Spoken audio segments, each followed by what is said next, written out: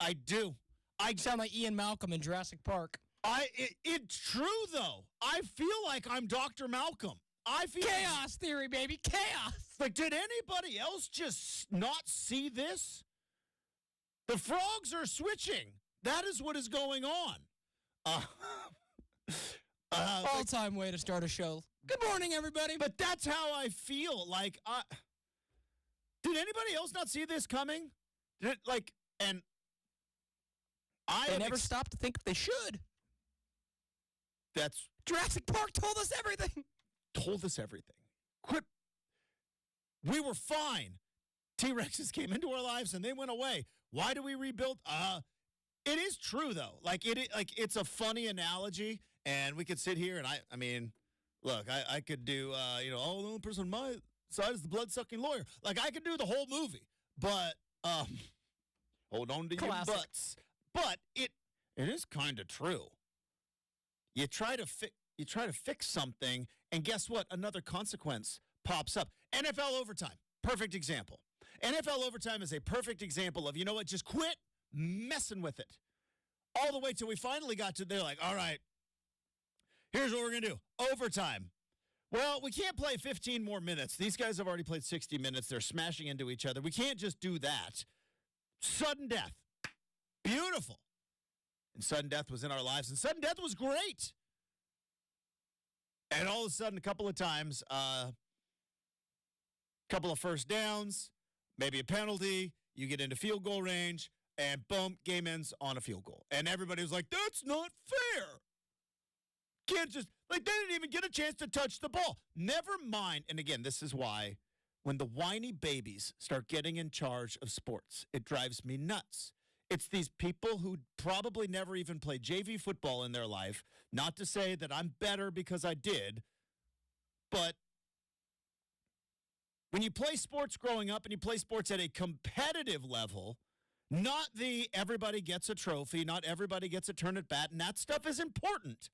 I'm not poo-pooing it. I'm not saying that you should be benching 9-year-olds. What I'm saying is when you get to a competitive level, at some point you learn they're just winners and losers. And not everything is fair, and the ball doesn't always bounce your way. And sometimes you have... So, NFL overtime.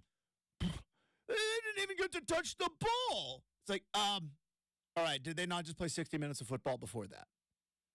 Yeah, the game ended in a tie. They had how many opportunities before the overtime to touch the ball? And then, okay, fine. Here's what we'll do. We're going to appease the whiny little babies. Field goal is great, but it doesn't end the game. And the other team will get a chance. All you got to do now is just keep the other team out of the end zone. You keep the team out of the end zone, you're good, okay? And you'll get the ball back, and you'll get a chance. Are we done whining, you little babies? And they're like, okay, fine. And we went along, and it turned out there were some consequences to that. Because then teams realized, okay, well, we get the ball first. Now we're going for touchdowns. And again, some teams scored some touchdowns, and Josh Allen didn't get to touch the football in overtime. This is a playoff game, and Josh Allen didn't even get to touch the foot. Okay, fine, you whiny little babies. I did not expect to start the show with this much anger today. But when I saw the news of like 14 and 16, it's like, what are we doing? Because again, like Dr. Malcolm in Jurassic Park, I'm so sick of being right. The overtime rule, like, all right, fine. We'll make it so that even a touchdown, which is a very hard thing to do in all of sports, to put a drive together and score a touchdown in the NFL. It's incredibly hard to do. When you just look at the amount of times teams touch the ball versus how many touchdowns they have in the NFL, it's a pretty small percentage. It's not hitting a baseball, but scoring touchdowns, very, very difficult. All right, fine. So they put in that rule. Can we appease the money? And then all of a sudden they put in the rule, but only in the playoffs. Well, the Super Bowl's a playoff. I mean, we don't think of it like that, but the Super Bowl is technically a playoff. It's a championship game. And now all of a sudden, coach doesn't know the rules. Or he does, but half of his players don't. unintended consequences that you never thought of because you just keep tinkering and tinkering. And every time you do something, guess what? Something else breaks. I knew it because I've been watching this whole thing for years. Decades, crying out loud. I said yesterday I'm done pouting about this. I was a liar. That I was not right about. Because Brenden, how do we haven't even played one 12-team playoff. We haven't played one. And all of a sudden it's like, there's already in discussions of 14. What? It's like, we're in production for the movie. We're already got plans for the sequel. And it's like, you don't even know if the movie's worth a darn. We're going to keep our words clean today, especially after that meeting we had yesterday. I don't know if the Ridge is worth a darn. We got a sequel already in the. What on earth is going on? Well, I know exactly what's going on. And the Wu-Tang taught us about that, which is cash rules everything around me, cream get the money. Dollar bills, y'all. Oh, let's go 12. By the way, never mind that the 12-team format worked in the NFL for, 30 years, 40 years. Whenever they came up with the wild card. Like, that was the 12-team format. Then they added another wild card because COVID happened, and they're like, well, let's put another wild card in there. And they're like, all right, this is fun. But in the NFL, right, 2 teams, one in the NFC, one in the AFC, both they get a bye. That's the 4 teams in college football. We just don't split them up with AFC and NFC. And then there's a wild card round, and then there's a first-round bye and regional, like they do in the NCAA basketball tournament, right, is, the bowl games are going to play a part, but the higher ranked or the higher seeded teams, they're going to have some 14 teams now. Haven't even gotten to 12. And we're already talking about 14. And then somebody's going to take a look at the math, by the way, and go, wait a minute. That 14, that's 7 on each side of the bracket. I mean, shouldn't we even it up? So we would have, because you can't go backwards. That's the thing. You can't go into 14 and realize, like, this is maybe too many, which it is. We said forever, for years and years and years. Just give us the 14 playoff because no number 5 has ever had a claim at a national title. The number 5 team in the country has never been good enough to win the national title. That's what was told to me for years. Give us the 4. And now all of a sudden we're advocating for the number 14 team in the country? Like, it is funny to me. Brenden and I had a very interesting conversation before the show started about generational tendencies. And the boomers, who are kind of the ones in charge, and the elder Gen Xers, who are my... I also threw out a great song lyric, too. It was a good... it's a good song lyric. But the boomers, who are in charge, and the Gen Xers, who are... the elder Gen Xers, who are me, we were the... pounding on the podium, this everybody gets a trophy culture is what's ruining sports, right? I don't think it was the millennials who said, hey, let's get rid of everybody gets a trophy. It was us. And now we're giving everybody a trophy? Now everybody gets to participate? No. Sometimes 7-5 means you go away for the season. It's over. You had your chance. You lost 5 games. It's now time to go away. Well, let's add more teams into the playoffs. That's more like no. They had their chance. So now let's go back and let's take a look These are the teams now that we are trying to advocate for. And we did it yesterday. LSU and Arizona. Two good teams, but that's number 13 and number 14. Also, Louisville and Notre Dame. And Notre Dame's sitting there at 16 at 9-3 last year. Think about that. That would be the argument we would be having. They pop up a 14-team tournament. That would be the argument we would be having. Is that LSU and Arizona and Notre Dame, like Notre Dame, the team that in the most important down of their season had 10 guys on the field. That team. Remember when they had Ohio State and they had a chance and then they only had 10 guys on the field to defend? Those are the teams that we're now needing to get, like, what are we doing? I finally acquiesced. I finally put down my sword. I finally, right? In school, we learned about the great Chief Joseph of the Wallowa tribe. I shall fight no more forever. I'm tired. I'm done. We learned about that. It's an important lesson. Maybe inappropriate to bring up in a college football argument. My apologies. It's the first thing that popped up into my head. Wasn't as offensive as what Saved by the Bell did, though. If you want something funny of like what they couldn't do today, Google Saved by the Bell Zach, running Zach. You'll learn some things. Well, you won't learn anything, but you'll see some stuff. Anywho. They didn't even play 12. And all of a sudden it's like, well, they're already in talks of 14. And guess what? Then it's going to go to 16. And if you think it's going to stop there, well, then I've got some, as George Strait said, I got some oceanfront property in Arizona to sell you. Do you think they aren't going to go from 16 to 18? Because they'll add 2 more play-ins. Goodness gracious, I about had a moment yesterday. Finally, 12 teams, there's going to be some cool stuff, and I get it, and I'm kind of excited about it. But they're already talking about 14. So 9-3, Arizona gets in. Arizona was good last year. Fun story.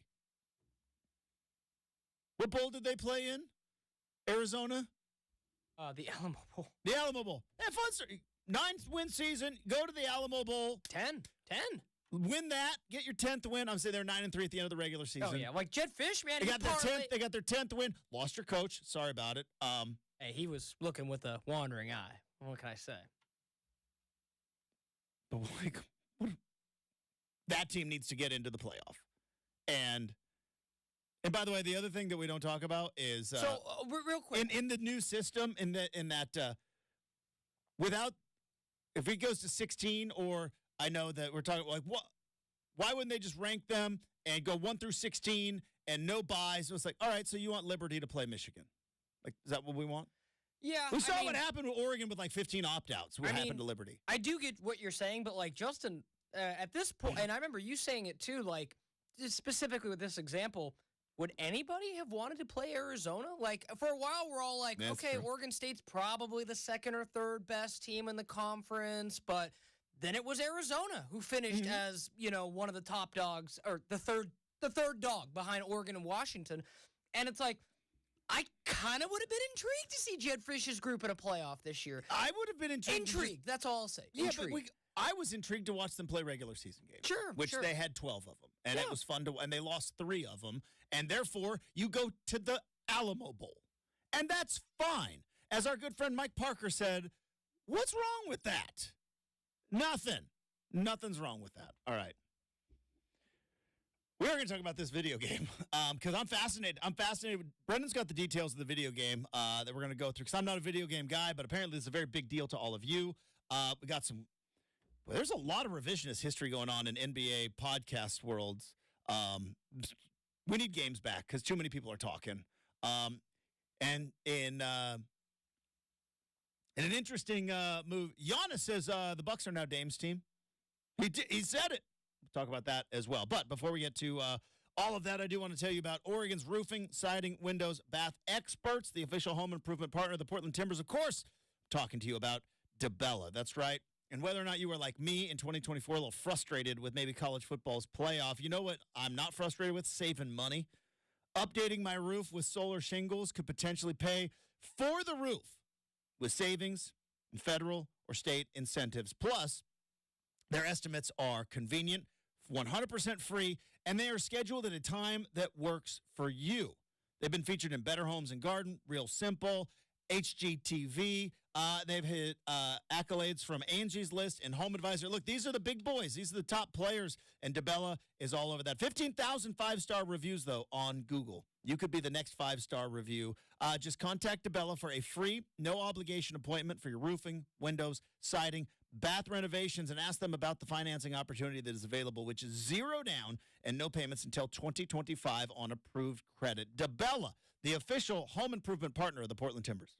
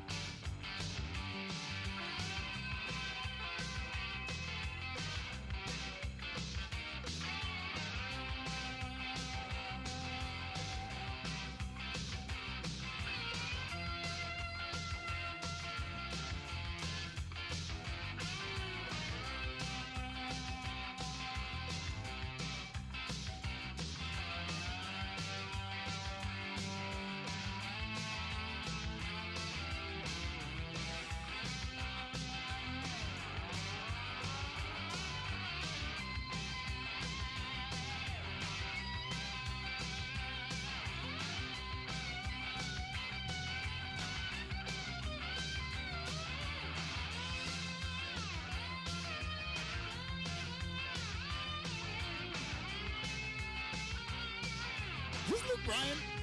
Sure is. Like, because you playing without the lyrics, not like that. You know, that's a safety thing for me, Justin. Yeah. We gotta. Not so much country, I guess, though. Well, newer stuff is getting a little. See, you can't be too careful, baby. Like, there was. I can't remember who sang. I think it might have been Brad Paisley. And it was like he did a parody song where he said, in country music, you just can't use the F word. And it was like, there may be some bip, but can't use the F word. It was like a parody song. You can now. Like, I hear some stuff. And I'm like, whoo. Going a little hard in there. Zach Bryan, like, getting after it. All right. We got some NBA stuff to talk about coming up in about 20 minutes. Let's talk about your video game. This is it's fascinating to me, the business side of this, because this is now. Here's honest to goodness question: do you worry that this video game is going to be Anchorman 2? Now, hear me out, because Anchorman came out, and The Legend of Ron Burgundy was instant classic. The scene with Paul Rudd and the cologne. I die every time. Yeah. I die every time. 60% of the time, it works every time. The first 20 minutes of Anchorman is maybe some of the most satisfying 20 minutes of movie watching. Just, there's Burgundy, ribs, I had ribs for lunch. Lanolin, like that, all of it, like. There are things in that movie, Justin, I don't know if you could pull off in today's world. But that was the point, was, they would litter all the time. And so then it was like, oh, and then Anchorman 2 came out, and it was like, it's good. And it's growing on me, but it was 10 years after the fact, or 15 years. It was a really long time. It was like, oh, we're bringing Ron Burgundy back. So is it going to be like Anchorman 2, or is this going to be like Top Gun Maverick? Whereas, like, we actually waited a long time, and it was totally worth it. For Top Gun Maverick, I don't know. Is there any way, shape, or form that this game can live up to the hype that all of you super fans, and not just you, Brett, I see it all over the feed that I get on my phone. I don't know what to call it anymore. Some people stick with Twitter. Some people are all in committed to X. Either way. Do you think is there a way where you're like, boy, it's just, you built it up so much in your head that it can't possibly live up to the hype? See, this video game. Yes and no. Right. Like, in some sense, like, it's never going to be as great as it was, right? It's never going to be me at 12 years old getting Reggie Bush NCAA 07 and, being like, hey, Mom, Dad, can we leave Grandma's house so I can get home and play this? And then it was, no, Brenden, you can play it tomorrow after we open presents. But, like... Oh, so you got it for Christmas. Eve. And then, so cruel. Yes, and then cruel. I know, tough times. Now, I will say, because I remember we had this conversation back in Christmas where I was like, Christmas Eve, you should not be opening presents. We did. And then you were like, there might be some other family circumstances that you're not thinking of. And I was like, yeah, it's true. Shame on me. But that's why you don't, I don't even know if my parents are listening right now. That's why you don't do Christmas at Grandma's house. Hey, I've got cool new roller skates. Grandma lives in New Mexico. It's a little tough to roller skate around the Adobe houses. But anyways, you got it for Christmas. Yeah. And then it was like, we're done. But Christmas is over. Brenden wants to go home. It's like, yeah, but we got like a whole slew of, I don't care. Christmas is over. This game. But yeah, so like, had you played the year before though? Oh yeah. So who was 06? Was that Matt Leinart? Desmond Howard. That was the orig. Yes. The first one that I got. That was first one that I got. That was, again, like I've said many times, Justin, it took about 3 years of pleading with my parents to let me have a game system in the house. It was, you can have a Game Boy all you want, but we're worried you're going to be spending too much time in front of the TV with a game system. And it turns out those worries were accurate. But no, like, I think it's going to be great, Justin, for a couple facts. One, if you go back, and there are lots of people who have figured out how to play the last version, NCAA 14, and had it updated and all, crazy computer mods and things that I can't do. But you see clips, you're like, oh, look, people still playing NCAA. Justin, I think the upgrade in the graphics alone in 10 years is going to make you be like, wow. Because you go back and you're like, yeah, that's cool. But the 2-bit dude holding up the sign that says, hey, mom, send money, like, we can do better, right? We can make more realistic fans. So the graphics, I'm excited for. Let's go back. And so I remember when it started as Bill Walsh college football. Because remember, Bill Walsh, you don't remember, you were not been around for a long time. You were not on this earth yet, but Bill Walsh retired from the 49ers and then was like, I'm going to coach Stanford. And it was like, well, Bill Walsh is coaching Stanford? And obviously that was 1994. That was right, I think, a couple years after Madden. Madden had NFL. There was on Sega Genesis, there was a Coach K basketball game. Coach K basketball. That was more late 90s, though. You were UMass with Marcus Camby, could not be beat. Like, everybody talks about Bo Jackson and Tecmo Bowl. Marcus Camby and UMass with Coach K basketball on the Sega Genesis could not be beat. So anyways, Bill Walsh was on the first cover, like Madden was on the cover of his game. Bill Walsh was on the second cover in 95. Then Bill Walsh was like, I'm out of here. Then it was just like a Florida State helmet, a band member, and then finally, okay, here we go. Now we get to some of these players. 97, Tommy Frazier. Nice. After 01, I'm going to start to guess. So let's go ahead and keep going. So Tommy Frazier, 97. I've said Tommy Frazier, most underrated college football player of all time. Tommy Frazier played in the spread option era. That there would be no Johnny Football. Like, everything that Johnny Football did, everything that Marcus Mariota did, whom I love, Tommy Frazier was doing back in the 90s. So Tommy Frazier at 97. 98, we got Danny Werfel. Fun and gun. Don't remember that one. Danny Werfel. You remember Danny Werfel? Well, of course not. You were, let's see, 2. Don't want to tell you how old I was. So Danny Werfel, 99, Charles Woodson. Ooh, that's a good one. And Charles Woodson would go on to have a terrific NFL career. It is still ridiculous that Peyton Manning did not win the Heisman Trophy. Yes. That's a bit ridiculous. But moving forward, 2000, Ricky Williams broke all the rushing records. 2001 was Sean Alexander. 2002, Chris Weinke. Ooh, that is where that's where I start to have a very layman's like the first cover that I can kind of remember is Chris Weinke and the guy you're going to mention in 03 who might be a local product. He might be listening right now. I hope so. He potentially could be listening to the show right now because Joey Harrington was the NCAA football cover boy in 03, which... So, okay, here's why I think, so NCAA football 25 is for the 24 season. Coming out in 24, but back then you couldn't put an active college football player on the cover, so you had to go back even a year. So that's why Harrington, whose last year was 01, it was 02 when the game came out, but the game was 03. Got it. Now I got the math figured out. So there's Joey in 03. Can you guess NCAA football 2004? If I'm not mistaken, that's either Larry Fitz or Carson Palmer. It is Carson Palmer. There you go. Yep. Heisman Trophy winner. I'm going to start getting a lot of these now, but I'm curious. Next one, 05?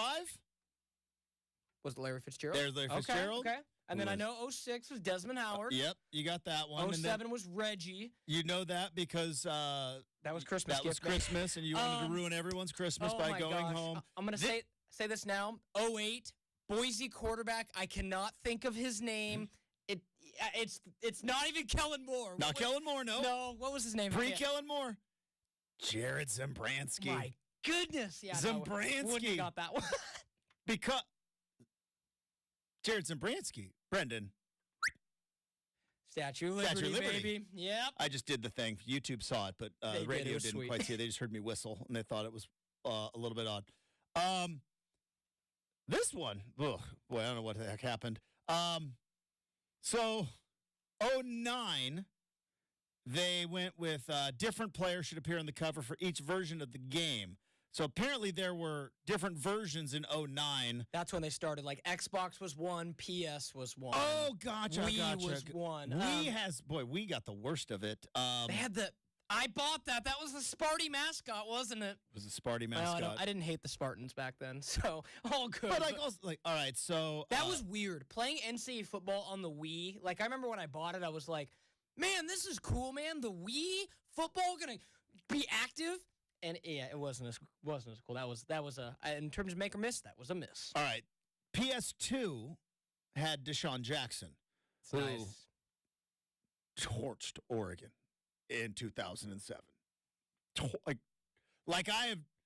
There's a handful of guys that I can be like, oh boy, could not.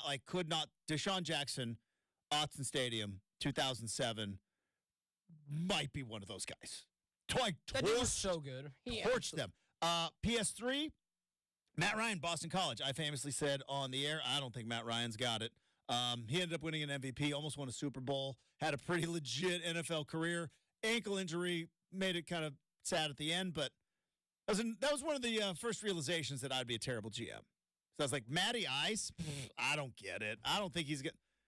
I remember I was talking with our good friend Steve Tannen. We were at a bar called Quackers in Eugene. Shout out to Quackers.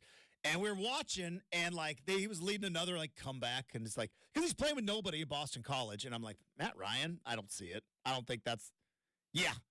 Turned out I'm a big dumb doofus. PSP, is that the handheld? Got it. Owen Schmidt from West Virginia. I have no idea who that is. So Owen Schmidt was on that 07 West Virginia team, and that team that featured Pat McAfee as their kicker had Pat White and Steve Slayton, who almost won the national title that year. Owen Schmidt was the try-hard linebacker who would smash his head with the helmet and became kind of a cult figure there at West Virginia. And then Xbox 360, Darren McFadden from Arkansas. So good.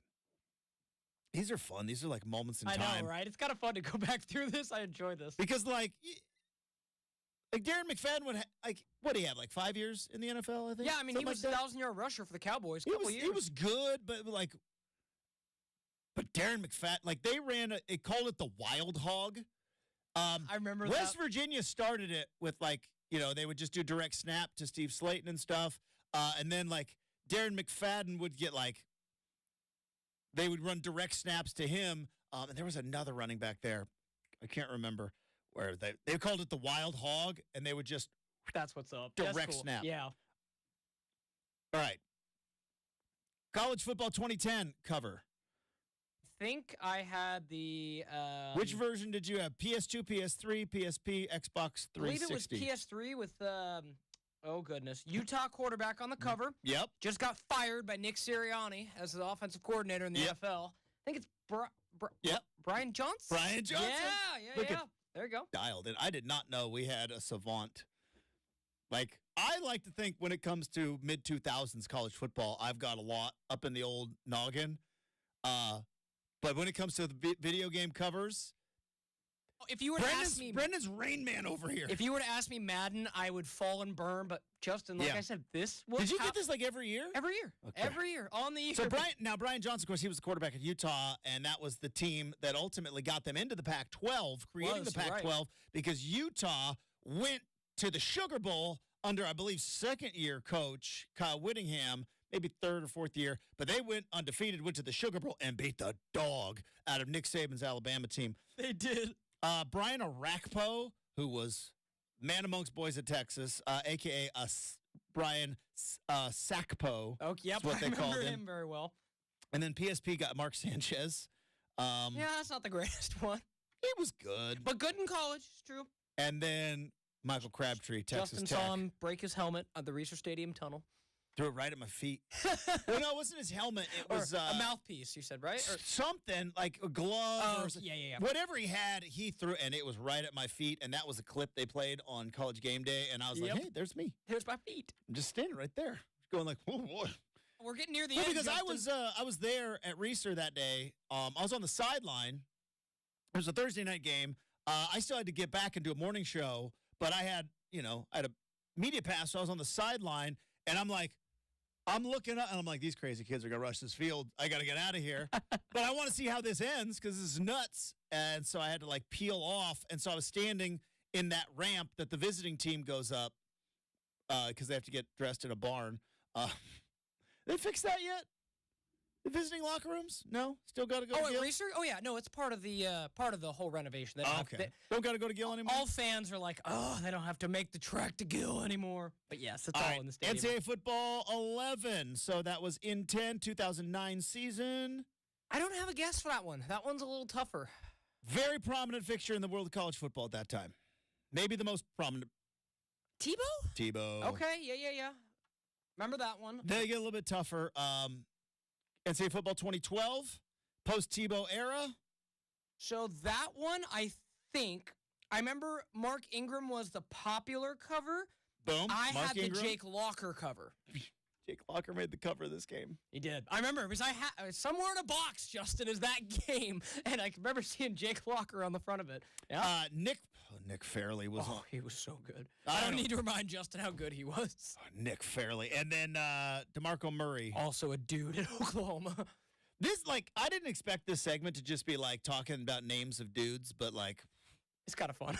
It's just trying to explain to my wife that sometimes we just sit around and have some beers and just say random college football player names and just go, just true. Guys naming dudes. It's true. All right. NCAA football 13. Who do you got? That was the duel. Yes. One old and one new. Yeah, I couldn't tell you who the old was. I just remember it was RG3. So you're going to have to help me out a little bit there. Barry Sanders. Oh, yeah. Barry Sanders' anniversary of his record-breaking season. Okay. And then I remember the last one because it was who? So, yeah, that would be Denard Robinson. Well, and Denard Robinson had a moment. He had a moment. He had a moment in 2012 that was Obama was the president and was hey, he shouted him out when he did a. I do not remember that. Oh. Was Michigan was that Rich Rod? Yeah, it was the only good year Rich Rod had, and the whole thing. Denard Robinson, he didn't tie his shoes. It was his thing. He didn't tie his shoes. Didn't like his shoes being too tight. Anyways, that was dudes naming college football players for the last 15 years. A whole lot of fun. Who's going to be on the cover this year? Is it going to be Caleb Williams? Or they can make it an active Are they going to player. make it? Are they going to pay? What's his name? Milroe. He's the only guy I would think. Dylan actively. Gabriel has a mix, and putting Oregon on the cover would be. It would sell. You have to look at it from a selling perspective. I still think it's still weird to think Oregon is a thing that moves the needle. Right. I bet you they go Milroe. Or they could go Quinn Ewers. Quinn Ewers will be on the cover. But You're right. It's Quinn Ewers. It's three guys. Let's not kid ourselves. They'll probably put Arch Manning on there, even though he doesn't play at all. All right. Coming up next, it is Round Ball Rock. We got some NBA news and notes. Finally, we need some NBA games back because these fools keep talking on podcasts, and we need to just start playing some games. But we have Round Ball Rock coming up next, 620 Rip City Radio.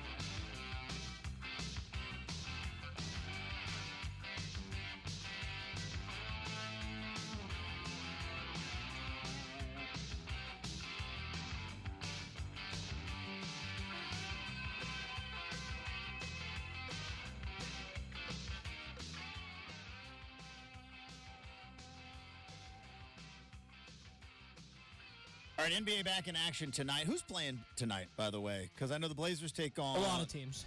A lot of teams, full slate of games in the NBA tonight. See, anything interesting? Warriors, Lakers. Oh, no, LeBron. LeBron's not playing. Of course he doesn't play against the Warriors. Yeah. After an all-star break. And again, these guys wonder. Like, oh, why is the league have... Like, I don't get it. It's like, all-star break. Yeah. And don't give me the, coming off. You didn't try hard in that all-star game. There's no way your ankle was aggravated in the all-star game.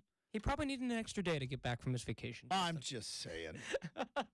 Hey, Warriors, Lakers, TNT, nationally televised.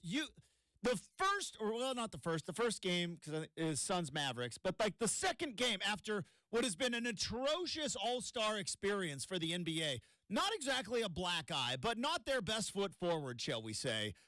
They failed the midterm, right? We got to get back on the track before we get ready for the finals, literally. And it's like, all right, well, TNT, we got the best studio show in all of sports. We got a couple of games. All right, let's show these fans that just look down their nose at us after this all-star thing. Let's show them what NBA basketball is all about. Right, gang? LeBron's not playing. What? He's not playing? He's got a sore ankle. Well, how? Nobody tried in the all-star game. It was too hard on Bron. Now, you have to make certain what do you call it? Allowances, Justin, when you're pushing 40. So, I mean, maybe that's it. I mean, am I just being a grumpy old man here? Just like, is this a marquee game on national television that the NBA is going to be promoting, and it's like LeBron James has been downgraded to out. LeBron versus Steph. Like, how is this allowed to happen? Anyways. Hey, thoughts and prayers to LeBron and his ankle. Hopefully, he gets through it. It's not the only thing going on around the league. But first, let's get some Tash. All right. Here's the other good thing about all these games that are going to be played. These guys shut up on all their podcasts. I've got nothing against podcasts. I've got nothing against player podcasts. I think some of them are fascinating. A lot of them are atrocious, and nobody will admit that because we worship at the altar of the celebrity of NBA and NFL. But not all these podcasts are very good, gang. And we can admit, it's okay to admit it. Not all of them are very good. Tom Brady is one of the greatest athletes of not only his generation, but one of the greatest athletes of all time. Tom Brady's podcast was atrocious. It was terrible. It was no good. So now all these guys got podcasts, and they all have now. They're all spilling the tea, as the kids still say, spilling the tea. Is that a thing? And apparently, Doc Rivers has some time on his hands because he's like, "All right, Giannis, you and Dame figure this out down the rest of the stretch because I got some other things to talk about." A lot of revisionist history going on between Doc Rivers and what happened with Shai Gilgeous-Alexander. Because, boy, talk about one of the all-time blunders. And maybe it would... Everything happens for a reason. It's one of the hardest things and one of the hardest lessons to learn in life is, getting to where you are at took some pretty tough times. And we can look back with revisionist history and go like, boy, did the Clippers blow it? Trading for Paul George, oft-injured Paul George, when now Shai Gilgeous-Alexander is an MVP candidate. Did the Clippers blow? But, Brenden, as you were telling me before the show, does Shai Gilgeous-Alexander even become what he has without the slap in the face of we drafted you and we like you, but you're not Paul George. Kawhi says no. And then he was like, fine.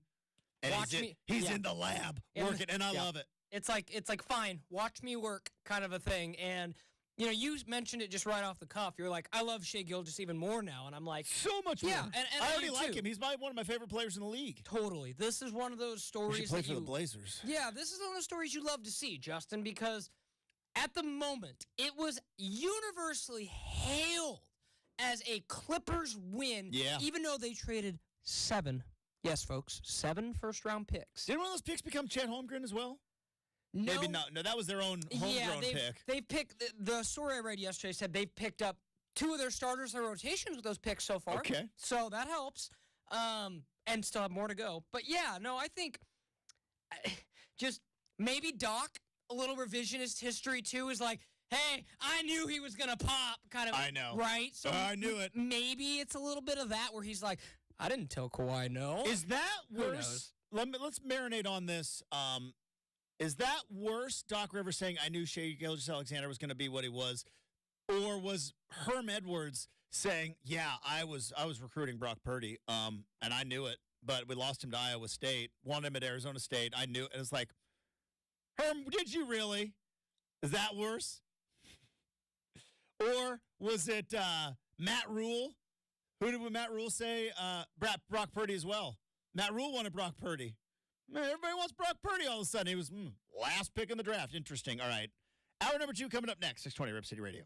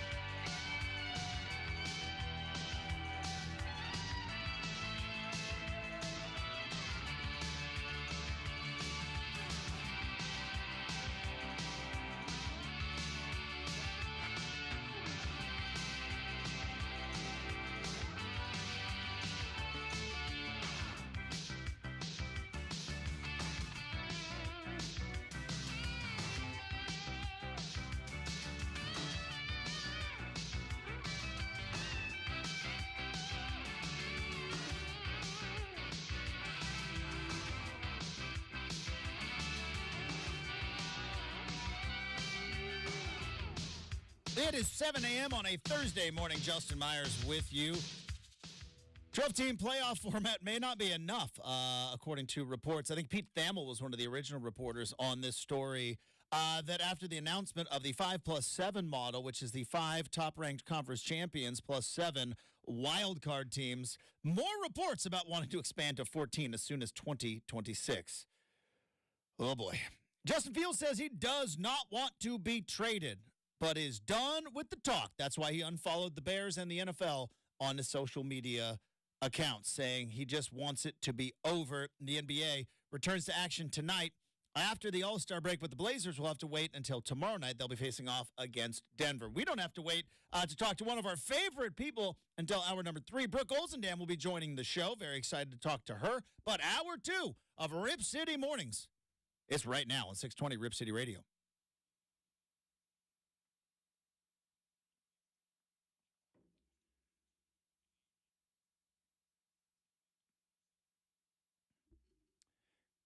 All right, welcome back to Rip City Mornings. Coming up this hour, we will have Make or Miss.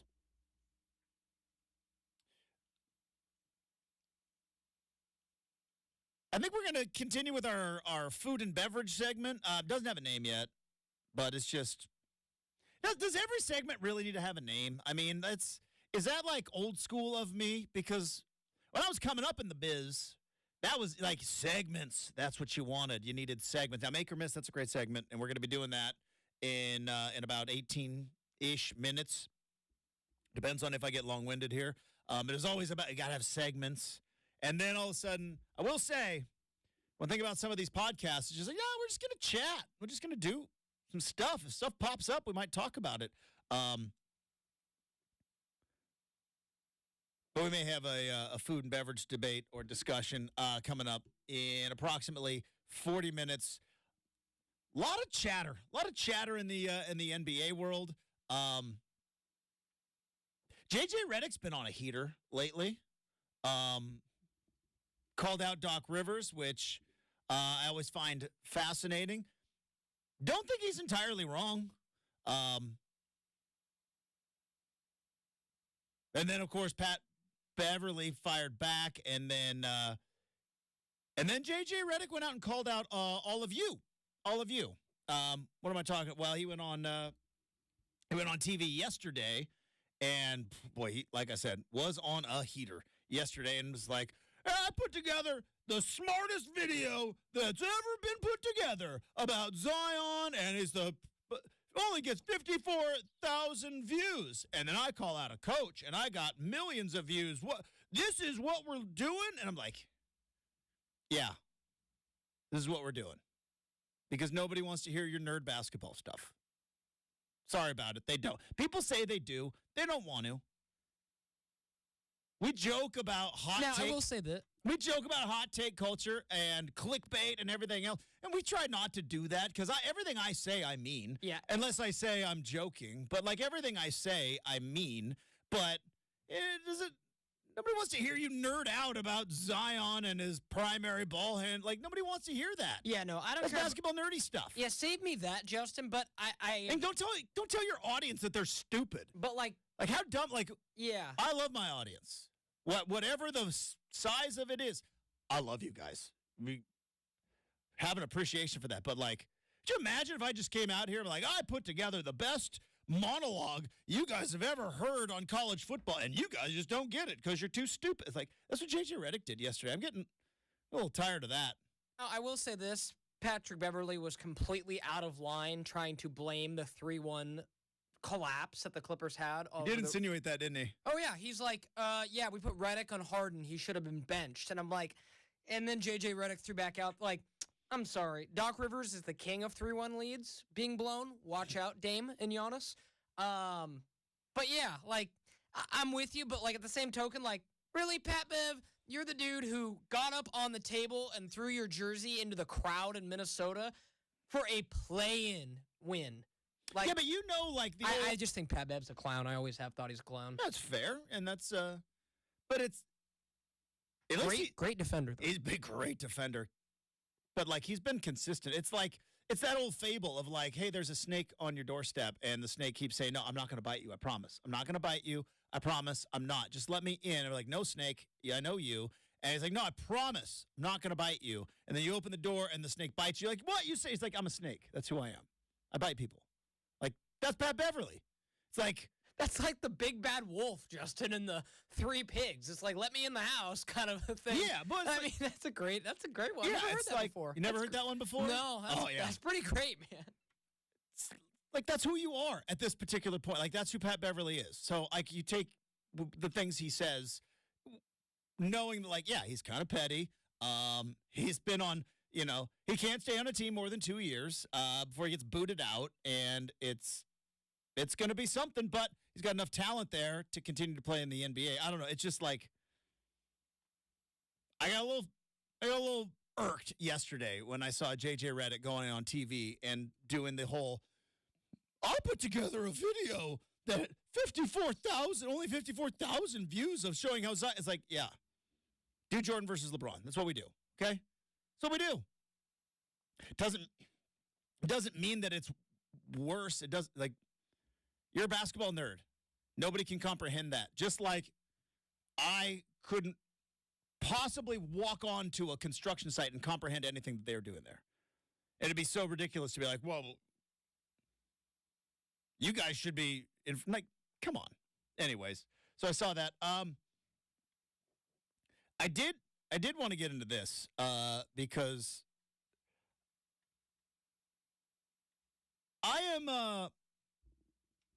I'm still kind of I'm not quite sure on whether or not Kenny Dillingham is going to be a successful coach at Arizona State. I've always said Arizona State is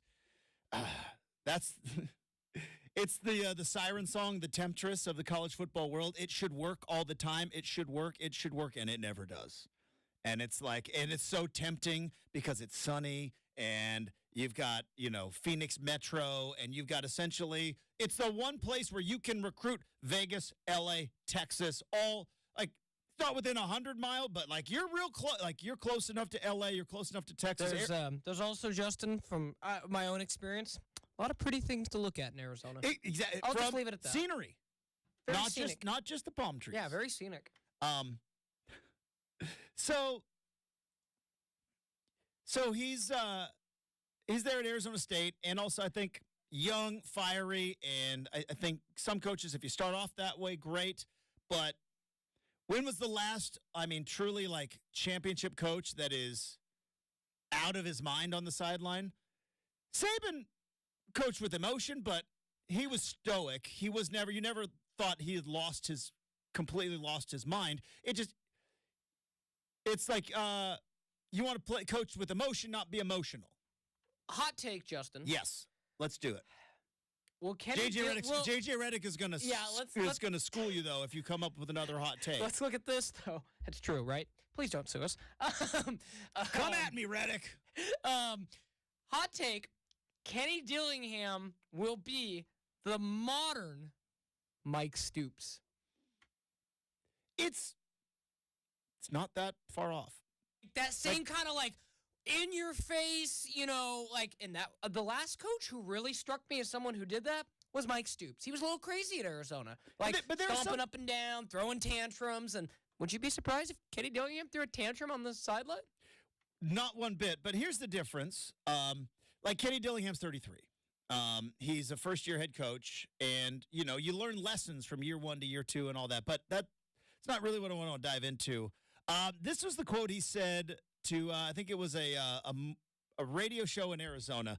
And obviously the topic, we've talked about it a ton on this show, is like, is college football losing its way so much that you see Chip Kelly leaves as a head coach? Because we all assumed, no, we don't know, but we all assumed, Chip Kelly, he doesn't want the smoke, right?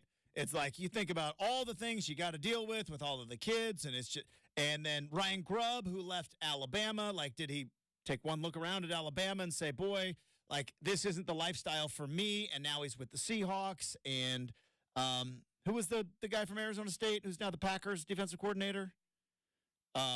We always forget his name. Wait, no, the Packers defensive coordinator is Boston College guy.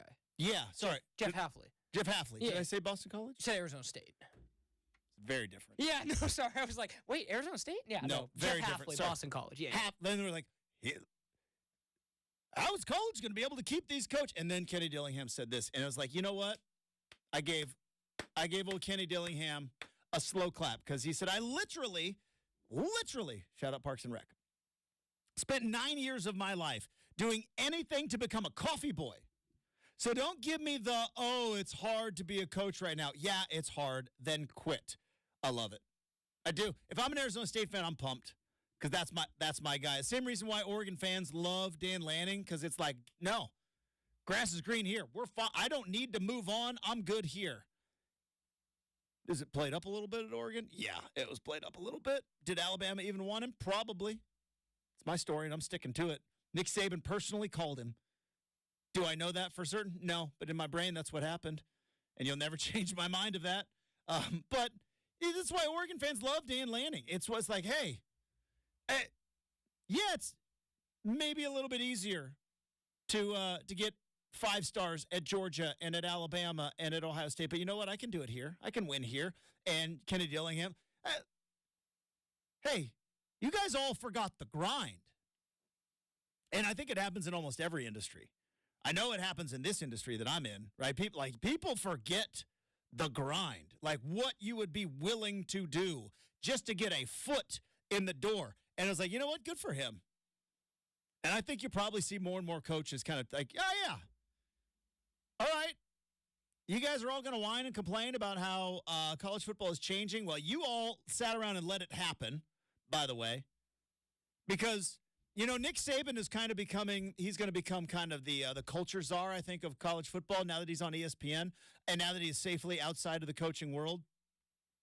And I got nothing against Nick Saban, but Brenden, if Nick Saban had taken a full throttle stance to say NIL is bad for the sport, we don't need to do this. We should not do this. I don't know if there would be no NIL, but it would be a much different conversation. But he didn't because he knew that Alabama was going to be able to pay for all those players and he was going to be just fine. And he knew that he could use it to his advantage to win. And now you're going to retire and be like, I just saw like a headline on ESPN, Nick Saban talking about how to fix college football. It's like, weren't you just in it a month ago? Yeah, see, you need to sometimes. Did you have the biggest voice in the entire sport? Where were you? It's like they say, Justin, you got to get out to see it clearly. Oh, is that it? So he got out and he's like, it was literally. He probably got like retired. I love Parks and Rec. It's. Are class. you a fan? Yeah, no, I like Parks and Rec. It's not The Office for me, but. It was tough at first. The first year, it was like they're trying to redo The Office. Exactly. And it's not hitting. But then they figured it out. Yeah, no, I mean, yeah. The Parks and Rec is still classic. Obviously, gave us so many people we know. Like, is Chris Pratt without Parks and Rec? I know. Is Andy Dwyer. Right, exactly. But all that to say. Better Andy. Andy Dwyer or Andy Bernard? Ooh. Better Andy. What are we thinking about that? That's tough. Because that's tough. Nard Dog was I don't know if he was funnier. Yeah, I'm an Office guy, so I'm going to ride for Ed Helms. Burt Macklin, FBI was it's hilarious. Oh, it's close. It's close. Totally lost my train of thought there, but that's Nick okay. Saban. Oh, just that, like, it's easy. Like, it's almost like he retired, Justin, and it's like 2 days later, sitting in his couch. What's his wife's name? I'm already drawing. Miss Terry. Yeah. Hey, Terry. Miss Terry. He's a Southern gentleman. I'm feeling a little bored. Well, Nick, you left. You can try to fix college football. Yeah, I'll do that. Like, this is literally what happened. Boy, I did the whole time. I didn't know that it was broken. You had the bully pulpit, man. You had the clout. You had the Nobody had a bigger voice than Nick Saban in all of college football. And boy, when could he have ever? Every time he went on Pat McAfee's show, which was a huge audience, could have just came out like NIL ain't working. I'm not the biggest fan of Deion Sanders, but you know what? Deion is saying the right things with NIL. It's like, this isn't NIL, which, by the way, I said. Like, at least Deion's saying, he's correct. Should I start calling my wife Miss Kelly?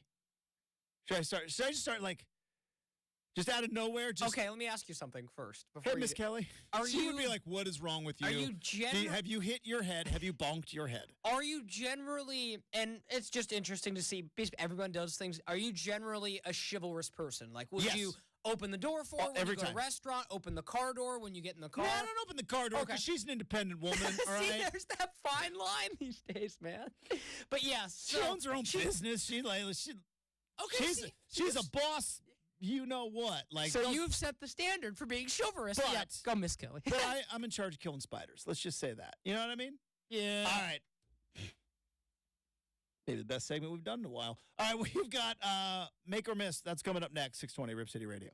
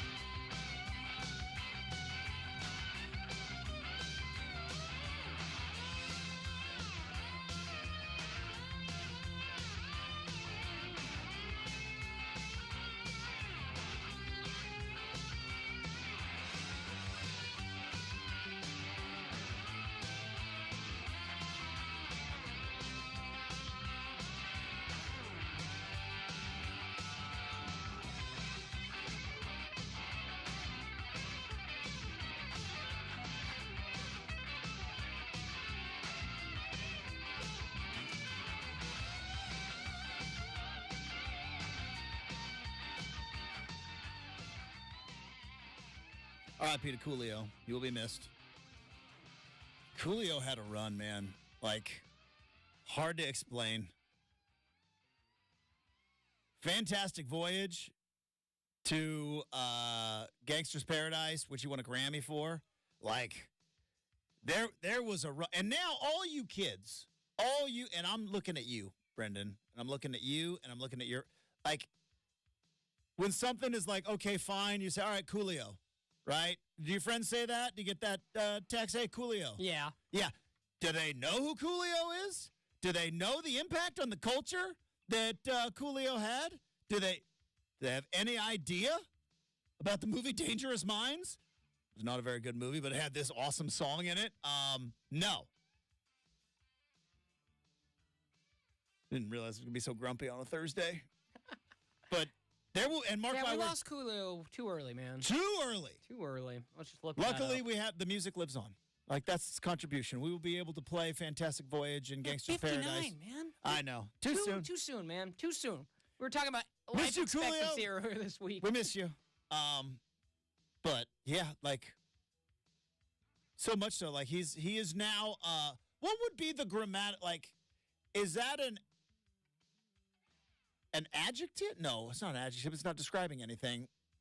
When you like, if you say, hey, I got like a really cool thing on Make or Miss. Don't filibuster today. And I would be like, all right, Coolio. What grammatical?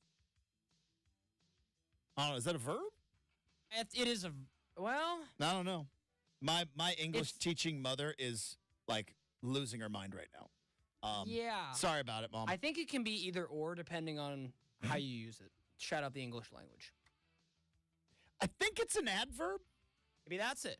Because I'm describing like, hey, that's cool that we're gonna do that. I don't know.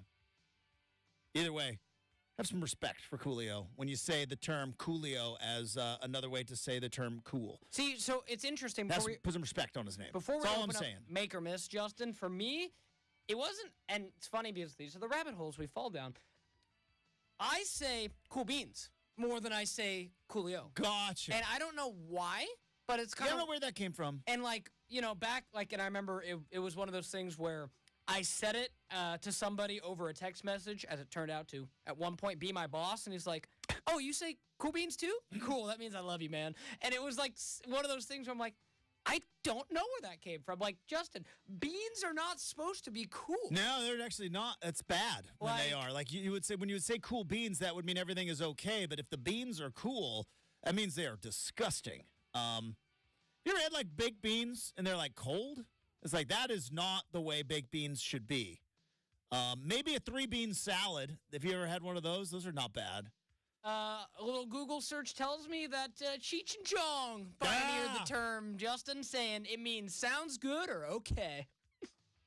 Maybe amongst other things.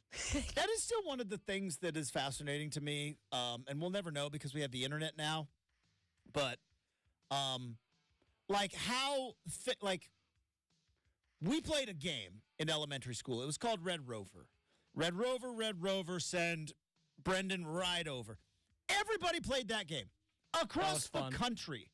Yet there was no internet to describe how to play. Like, just word of mouth. Everybody knew Red Rover. Did you guys ever play red light, green light? Oh, yeah, all the time. And then get somebody who would cheat? Yes. And would say green lighter. Oh, I said green lighter. I didn't say green light. You're out. I'm like, but you... That was fighting words. I was done with red light, green light after that. I said green lantern. It's like, you said green and then the L. We're all trying to get to the line.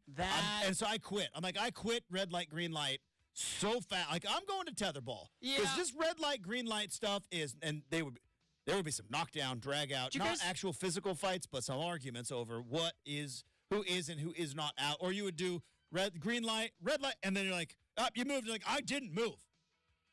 Do you guys ever play wall ball or Foursquare? Oh, yeah. So Foursquare, no big deal. I was second place, McGovern Elementary, Foursquare. Almost won the whole thing, lost to Forrest Bissonnette. I still say the ball was in. Mr. Ney called it out. Can't argue with Mr. Ney. He's no longer with us. But I believe that ball was in. And I think Mr. Ney might have missed the call there. Cost me a trophy, but that's all right. Because back then, second place, you know what trophy I got? Nothing. Dude, I was great at wall Nothing. Ball. Wall ball was so much fun. Justin, it shouldn't surprise you, but considering now I've finally risen to average height-ish for a male. But at some point, Justin, I was the smallest kid for the longest time, and it's like I didn't grow until I was, I think, a junior in high school. It took a long time. And tetherball, a little harder for someone. Tetherball's a little tough. For someone a little short. So, yeah, I had to go wall ball. Jasmine Billings hit like a growth spurt in 4th grade, and she crushed tetherball. Of course she did, 4th grade. Crushed. Jasmine Billings was out there just I know you can't go pro in tetherball, but we thought, classic. If you could, there's a chance there. All right, let's go to Make or Miss.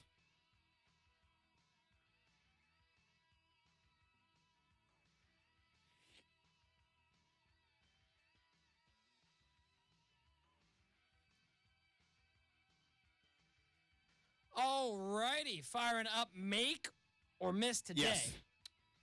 Welcome to football, Justin Fields, not Justin Myers. Yeah. It's show business, not show friends. It's show business. It's not show friends. It's show business. That's a great underappreciated line. I believe Cameron Crowe wrote that movie, Jerry Maguire, which was delivered by the character Bob Sugar, played by Bob Sugar? Jay Moore. But yeah, it's not show friends. It's show business. Like what a line. And I'm sure Cameron Crowe probably ripped it off of some agent. But that is a dynamite line, and it is so appropriate. Now, I will say this. I recall a time, again, I was when I was in Seattle covering the Seahawks, and there was contract negotiations going on between Cam Chancellor and the Seattle Seahawks. And it was not going well for Cam Chancellor. This was a year and a half after the Super Bowl win, the offseason after the Super Bowl loss, and Marshawn Lynch had been paid, and Earl Thomas had been paid, and Cam Chancellor was next on the list to be paid. And he was holding out. And he was holding out at training camp, and it was not going well. And all of a sudden, because there was no Instagram back then, everybody on Cam Chancellor's Twitter was getting blocked, and nobody could figure out why. Even people who had nothing to, but everybody in media was just getting blocked by Cam Chancellor. Not even he's not following us, but he's blocking everybody.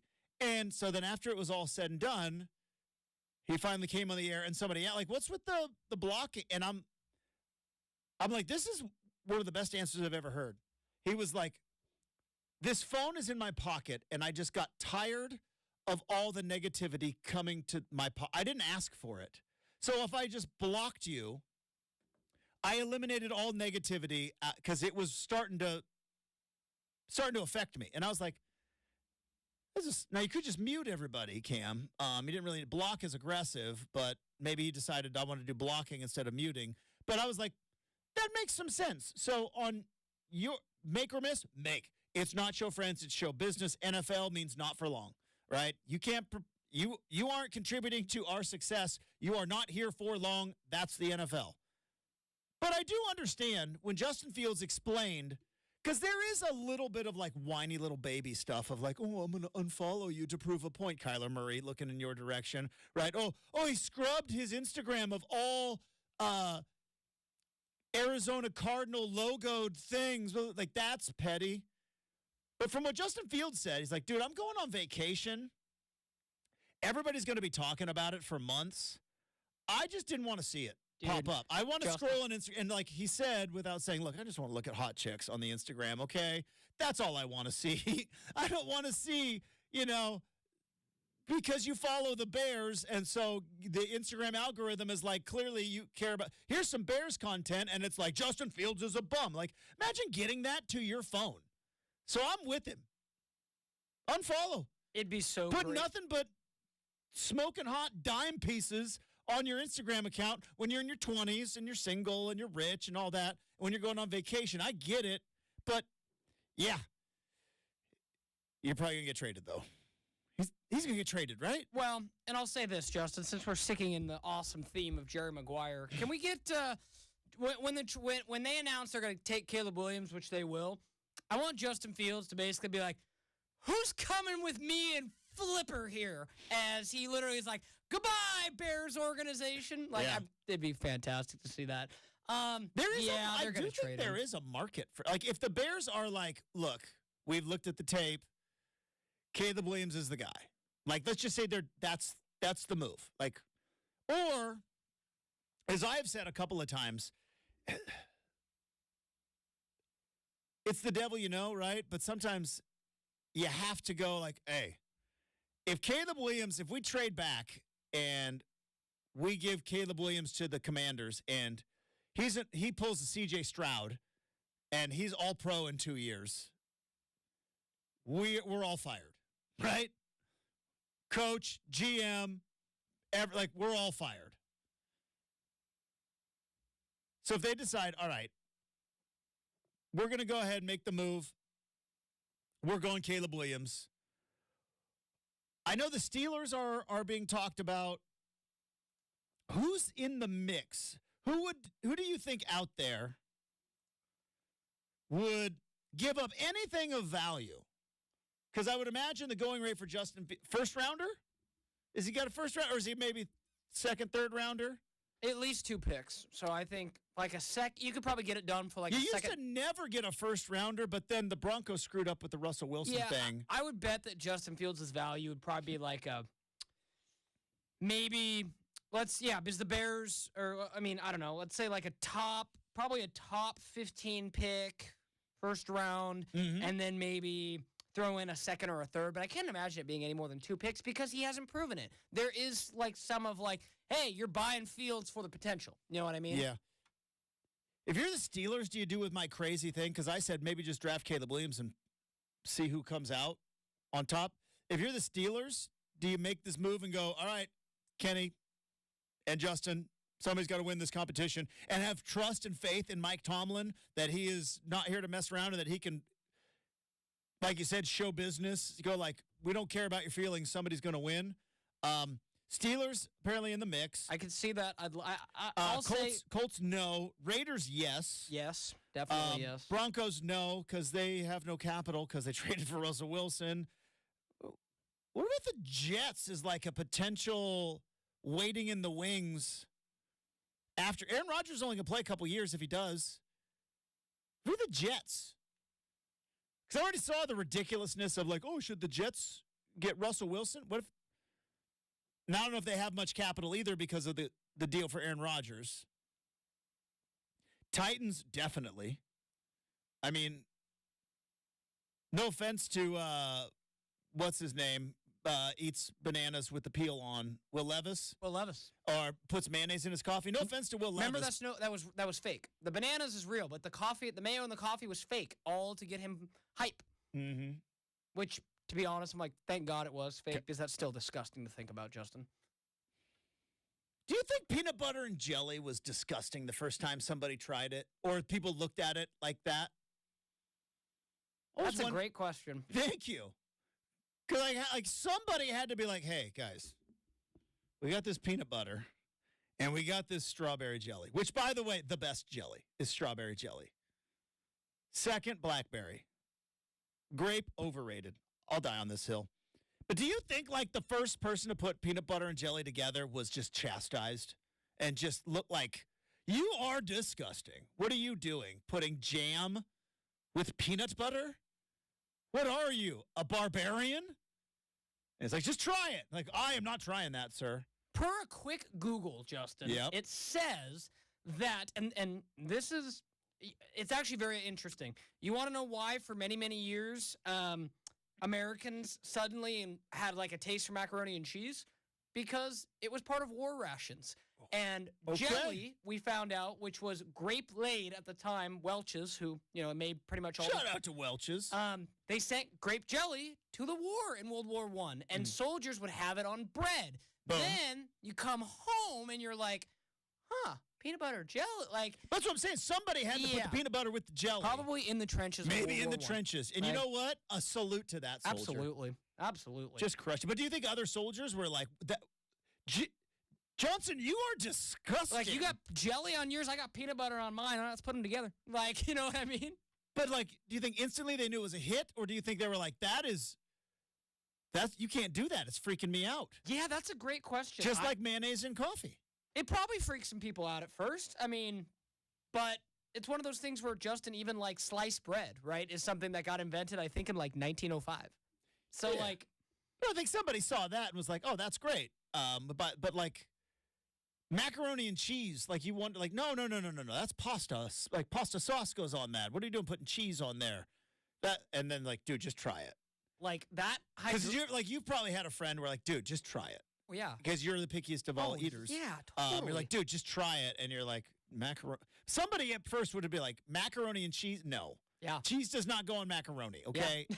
Sauce goes on macaroni. What are you doing? He's like, no, it's cool. I mean, and how did macaroni get to be the only pasta that got cheese on it? I mean, I know there's fettuccine Alfredo, which is kind of it's a cream sauce, but there's Parmesan in there. Yeah, that also ain't something. But in terms of yellow cheese on pasta, we accept it with macaroni. We did. If somebody came up with rigatoni and cheese, like yellow cheese, we would be like, what are you doing? Yeah, no, you're totally right. We need more I guess shells and cheese. Yeah, I mean, because from what I think you've probably seen the same things, Justin, because you're a history buff like me. Watching the food that built America, it's like that powder that became Kraft macaroni and cheese. So that was the war ration. Yes, was the cheese powder and all these. But how did like spaghetti and cheese not become a thing? Great question, right? See, these big macaroni probably put an end to that. Well, they were like, no, you get off our block. I mean, just imagine. We don't come after your meatballs, spaghetti. You don't come after our cheese. I mean, like looking back, Justin, like generation that's no longer with us, right? Like I'm talking like, grandma and grandpa in like the 70s, the right? greatest generation. What do you think they thought when you're like boiling pasta?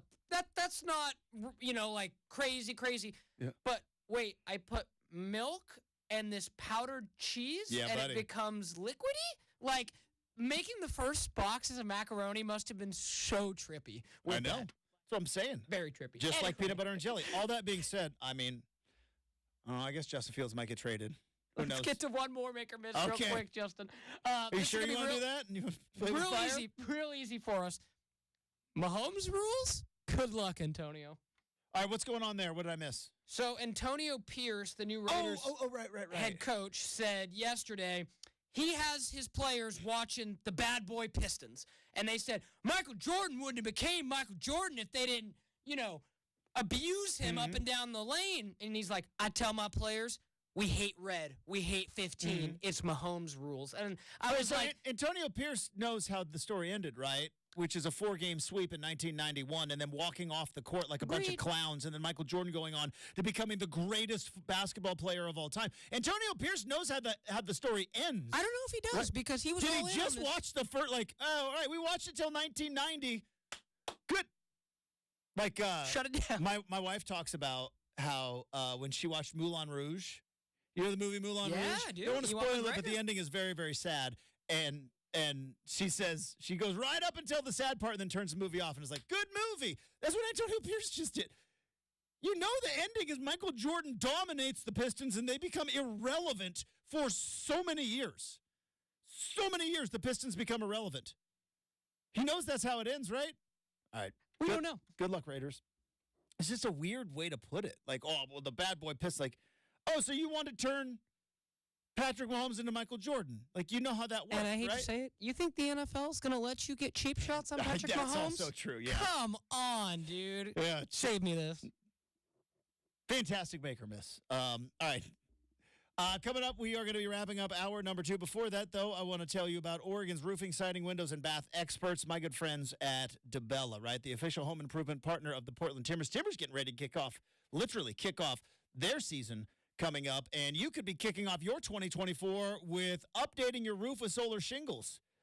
Could potentially pay for the entire roof with savings and federal or state incentives. Look, we all want to save money here in 2024. Upgrade your home's windows, siding, roofing, even your bathroom to energy efficiency, and it can save you up to 30% on your energy bills. Plus, you will receive DeBella's award-winning customer service, accolades from Angie's List, Home Advisor, and 15,000 plus 5-star reviews on Google. They don't let you do 6-star reviews. If they did, DeBella's would have those as well. They've been featured in Better Homes and Gardens and HGTV. And you can take advantage of an amazing finance opportunity, which is zero down and no payments until 2025 on approved credit. Their estimates are always free. They are convenient. They are scheduled on your time. So check out DeBella for a free, no-obligation appointment for your roofing, windows, siding, bath renovations. DeBella, the official home improvement partner of the Portland Timbers.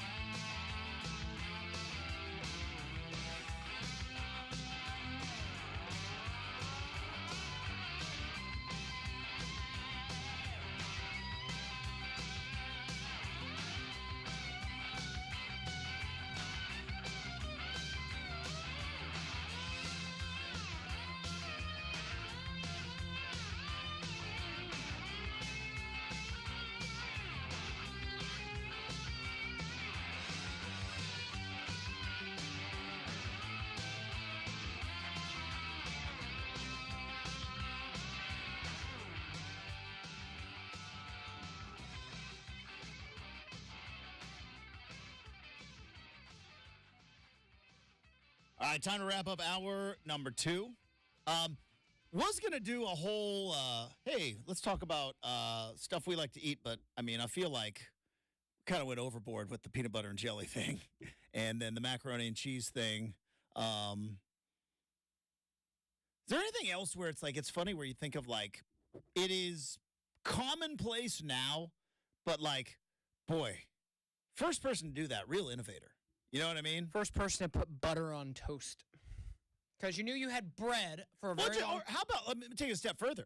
And this is, I'm ripping this off from the internet. This is not my joke. This is not my original thought. I'm ripping this off. But as soon as I saw it, I was like, the person who created toast, the bread's already cooked. And the guy was like, screw it, cook it again. I love it. Like, it's true. Like, hey, we got this bread. It's baked. Not enough for me. Put it back in the fire. Only cut it up real quick. And then put the butter on there. All right. This was going around yesterday. Jason, whom I like Jason Tatum. I think Jason Tatum could potentially be in the running. We talked about it, I think 2 days ago. Like, LeBron is going to be out at some point as the face of the league. He is right now. LeBron's still the biggest draw in the NBA, even though he's not playing tonight. More on that in a bit. But LeBron's still the biggest draw in the NBA, and we've had a discussion like who's going to be the next big face of the league, and is it maybe an international player for the first time ever? Could it be a small market player for the first time ever? Because every face of the league, other than when LeBron was in Cleveland, every player, and is Cleveland really a small market? That's not really. Not really. It's not desirable to go there. I mean, I guess the Rock and Roll Hall of Fame's kind of cool, but... Yeah, I have no desire to go to Ohio. Just going to be perfectly honest. Can I tell you, though? Is it the Canton Pro Football one that's Went decent? to the Hall of Fame. Yeah. Ohio, beautiful. Beautiful. People there, so nice. I think I'd rather go to the college. I got nothing against Ohio. It's just, I couldn't imagine myself living in a Midwest state. Nope, I need to have No? some coast. Isn't that weird that there are, like, people in, like, our country people. I was going to say countrymen, but I don't want to eliminate, I don't want to get in trouble. But, our fellow Americans, that they just, like, live in Nebraska and, like, people, like, never see the ocean. Isn't that weird? It is. It's like, yeah, I've never seen the ocean. Like, what? People go their whole lives without seeing it, not on TV or in pictures. Like, that is... Yeah. It's so crazy. And it's like, yeah, I've been lucky enough to see both, Justin, and all that. And you're like, yeah, it's interesting. But yeah, being a coastie, I think I'd like to be near water. Coastie is not a word you wanted to be associated with where I grew up. I'm sure, because it's probably very negative for like Waldport and those other. Mostly Coos Bay. It was mostly Coos Bay. Was the coasties. That's funny. Sorry if you're from Coos Bay, but you know what I'm talking about, right? Okay. But anyways, are you coming after Mark Helfrich, Justin? I love Mark Helfrich. Coos Bay alum. Marshfield. Okay, is it same thing? Same thing? Marshfield is the high school in Coos Bay. Okay, yeah. Just like I am from Winston, but Douglas was the high school in Winston. Yeah, I wouldn't know. My high school was what my town was called. There's a whole thing around there. Like in Florence, the high school is Siuslaw, named after the river. Right. And in Myrtle Creek, the high school is South Umpqua, named after the river. I went to Douglas, named after the There's a whole thing of like, well, we could just name it Winston High School, Myrtle Creek High School, and Coos Bay High School. They're like, nope. Marshfield, Douglas, South Umpqua, Siuslaw. That's how we're going to call it. Anywho, moving on. Did you see Jason Tatum said like 65 games to play is too much to ask? And I'm like... We're still doing this? We're still doing this. That Monday after the All-Star game was such a bad day for the NBA. And then like 2 days later, it's just like these guys, like, is it so hard to ask that if you get paid millions and millions of dollars that you just try to play every night? Like, how did we get here? Is this all San Antonio's fault? Like, It started with David Robinson, I believe, and then into Tim Duncan, who were in the twilights of their career, and Pop was like, yeah, older players are going to take a night off here and there, and we're going to load. And then all of a sudden, like, boy, what if we do that with the younger players? What if we do that with the guys that – and then you get what we have tonight, which is after the All-Star break, after a week off, except for All-Star Game festivities, which was in Vegas, or no, it wasn't Vegas, that was Super Bowl, which is in Indianapolis, which is easy to get to, middle of the country. They didn't play hard in the game. LeBron James can't play tonight. Like, wouldn't you rather have LeBron James healthy and playing in a TNT televised regular season game than playing in an all-star game where nobody really cared, where they scored 200 points on one side? And then Jason Tatum came out. And again, I like Jason Tatum, but it shows the algorithm and the bubble that these guys live in. 65 games is just a little too harsh, he said. That was his words. The 65-game limit might be a little bit too harsh. Isn't Jason Tatum a max player? And is he a super max player? Real quick, and again, I like Jason Tatum. I don't think this is entirely his fault. I think this is Adam Silver's fault, and it is a fault of the culture of the league. But when you get paid, Brenden feverishly Googling, I want to say $48 million. I want to say $48 million. No, he's not a supermax right now. Because he's only making, it's actually a bargain, 32 this year, 34, and 36. All right, so $32 million, you're right. Shouldn't have to play more than 65 games. You're right. That's just 40. Yeah. Just save me this. $32 million. You can't just schedule it for 82 games. Play in them. LeBron play against the Warriors, but you're scared. I get it. You're scared, LeBron. We've got hour number 3. I'm not scared of hour number 3. Very excited. Brooke Olzendam's going to join the show. We got the RCM mailbag and a whole lot more next. 620 Rip City Radio.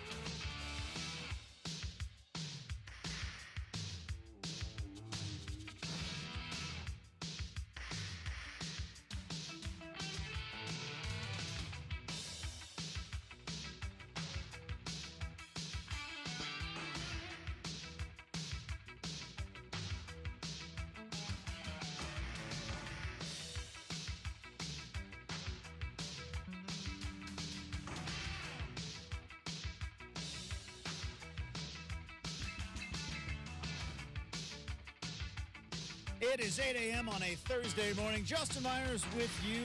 Well, 12-team playoff format may not be enough for some people. Shortly after the announcement yesterday of the 5+7 model, reports about wanting an expanded 14 as soon as 2026. I hate being right. Justin Fields says he does not want to be traded, but is done with all the talk, saying he wants it to be over and done with, unfollowing the Bears and the NFL on Instagram, saying, I don't want that up on my feed. I have a hunch I know what he wants on his Instagram feed, though. And the NBA returns to action tonight after the All-Star break. The Lakers will be taking on the Warriors. LeBron James can't bother to be available for that game, but the Blazers will be taking on the Denver Nuggets tomorrow. Brooke Olzendam will be on the call with Kevin and Lamar, and she will be joining us in approximately 20 minutes. We've got an RCM mailbag as well, and well, there's a quarterback market that is a brewing in the NFL. Hour 3 of Rip City Morning starts right now at 620 Rip City Radio.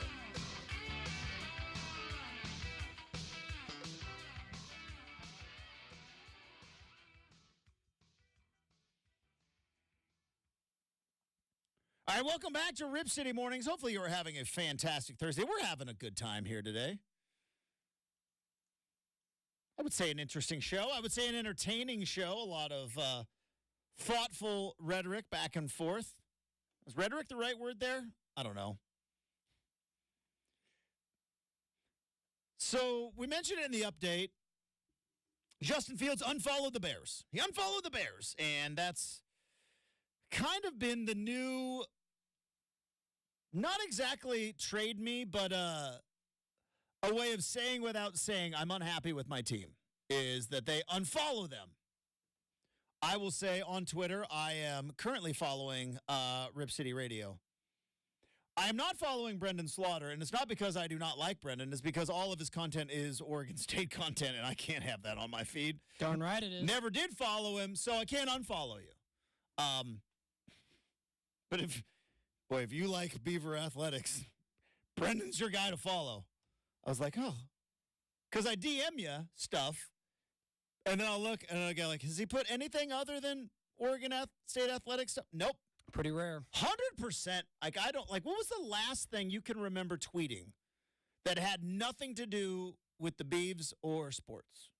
Sports, I tweeted yesterday because Oregon State announced that Steven Jackson is doing the commencement speech this year. Mm-hmm. And I, grumpy young man, said, where was Steven Jackson when I had some bum in 2018 give our commencement? That Who was your, well, you had Michelle Obama, right? Some dude who worked for Pixar, but it was not it. It was not it. Like, again, did Michelle Obama do it like the next year? No, she was, well, Craig was not employed when I was. Oh, okay, so maybe it was Michelle Obama before. She was, she did the, again, awesome. She did the commencement address the year before I got there. And okay. Then yesterday, the Beaver, University tweeted out, oh, so happy to have Steven Jackson. And I'm like, yeah, where was Steven Jackson in class 2018? Yeah. I had a couple friends from the class 2018. Give me some likes on it. So it was solid. Other than that, man, I'd have to look back at my feed, Justin. Because you very rarely throw out any tweets that are not, like, I very rarely tweet about anything sports related. It's a little yin and the yang here on the show. But the thing you do now, apparently, as an athlete, when you are unhappy with your situation, the first, like, you know it, like, with your friends, red flag in the relationship, right? You see it. Usually, call me nuts. And I go back to our conversation we had with Jim Moore on Monday, which is hilarious. I think the first sign of, like, a red flag in the relationship is, like, if you gush over each other on social media. I'm like, all right, what are you overcompensating for? Like, what's going on? Like, I think that's, it's a red flag in the relationship. Personally, that's just me. I don't know. But we've all seen it. We all know them. We have all been friends with a couple, and you're like, that ain't going well. Because you can, like, and there are certain red flags. Like you said, overly gushing. The first red flag in a relationship between a player and his or her organization is I unfollow them on Instagram. Right. That's the first step. And, like, there is trouble in paradise. Start paying attention to who Justin Fields, like, hearts. That's true. The likes. You start looking at the likes. People forget that you can pull up just the likes. And that will tell a story. You ever done that on Twitter? It's like pull somebody up. It's like, let's just see what they are liking. Boy, that will tell the story more than their replies. It's true. More, like there are times where I'm like, ooh, I'm throwing a lot of, getting a little fast and loose with the likes if people were to look at my feed. But totally. So Justin Fields says, I just want it to be off my feed, and I get it. I completely understand. You buying that though? You buying the? I'm still cool with the Bears. I don't. He think said it in a very different way that the young kids say that we can't say on the air. No. But he said, I just don't want that on my feed. I'm going on vacation. I want to be able to look at Instagram because everybody's hooked on their phones, even athletes, right? Because I've always said, put the phone away, dude. But it's like, how old is Justin Fields? 25? Like maybe 24, actually. 24, 25. Yeah. Like, could you imagine you're rich? You like, I want to look at my feed. Yeah. I want to see my DMs because his DMs are probably pretty interesting. And like the last thing I want to see is, Waddle and Sylvie, the two radio hosts in Chicago, with like a hot take on how Caleb Williams is like needs to replace. Like, so just get it off my feed. I completely understand that. Yeah. Don't know if that's entirely it. Do you think there is a little subtle dig? I don't. Like, do you either want me or not? Yeah, I don't buy that there's nothing, but at the same token, I totally get just being like, I don't want to look at this, right? For all the reasons you mentioned. I would totally be that way. To answer your question, Justin, I had to do some scrolling. Last time I tweeted that had nothing to do with sports. Or Oregon State. Yes, neither or. On Christmas Eve, Rich Eisen tweeted, name a movie you've seen more than 7 times with just a GIF. Uh-huh. And throughout Jordan Belfort and Wolf of Wall Street. And I'm like, that would be Christmas, Justin. So, yeah, I maybe need 2 months ago. I need to vary up my Twitter sphere, or X sphere, I should say. But, yes, back to Fields. Like, I think there's a little bit of both. I think there's some frustration. How could you not, right? You've been told for a better part of a year that the Bears are going to draft your replacement, and then they're probably telling you something completely different. They're like, we haven't made any no decisions have been made. I've learned that, Justin, so you never know. Let me throw out Commanders, Giants, Falcons, Vikings, Saints, kind of Seahawks. These are teams that I believe need quarterbacks. Seahawks on the list? Ish. All right, they're ish. They're like the Steelers, right? They're the NFC version of the Steelers. Like, it maybe. Patriots, Titans, Broncos, Raiders. There's a lot of teams need a quarterback. A lot of teams. Now, obviously, they're going to have quarterbacks on the roster. So I'm going to throw out some names. Brenden and I would like you to let's and then we will chat. Will this person be a starting quarterback in the league next year? Not a backup that gets a start because of injury, but will this person be a starting quarterback? Because I look at, again, Raiders, Broncos, Titans, Patriots,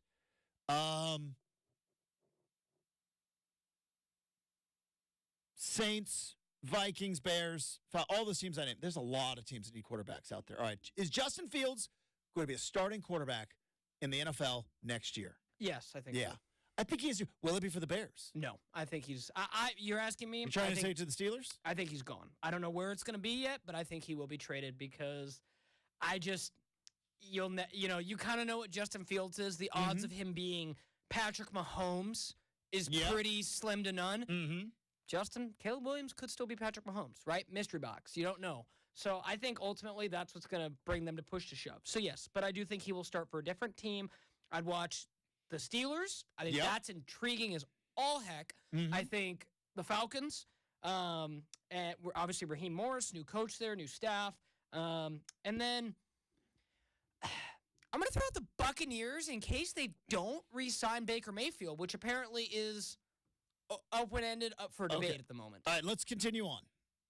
Will Russell Wilson be a starting quarterback next year? Will Russell Wilson, a guy who 2 years ago was in the MVP discussion, he has a Super Bowl ring and 2 NFC titles under his belt, one of which he won on an overtime thriller. I was there. Is Russell Wilson going to be a starting quarterback in the NFL next year? I say no. I think he'll be the highest paid backup in the league for a championship team. I disagree. I think he'll be a starter. I don't know if. And here's the other thing. We've talked about this before. A lot of people, casuals, believe that just a backup is your second place quarterback. No. That's not what backup quarterbacks do. Backup quarterbacks, it's like when Lance Armstrong, I know, bad guy, but like when they had those racing teams, right? The racing teams in the Tour de France, none of those dudes are trying to win the race. They're all trying to pace out for the number one guy. That's how it works.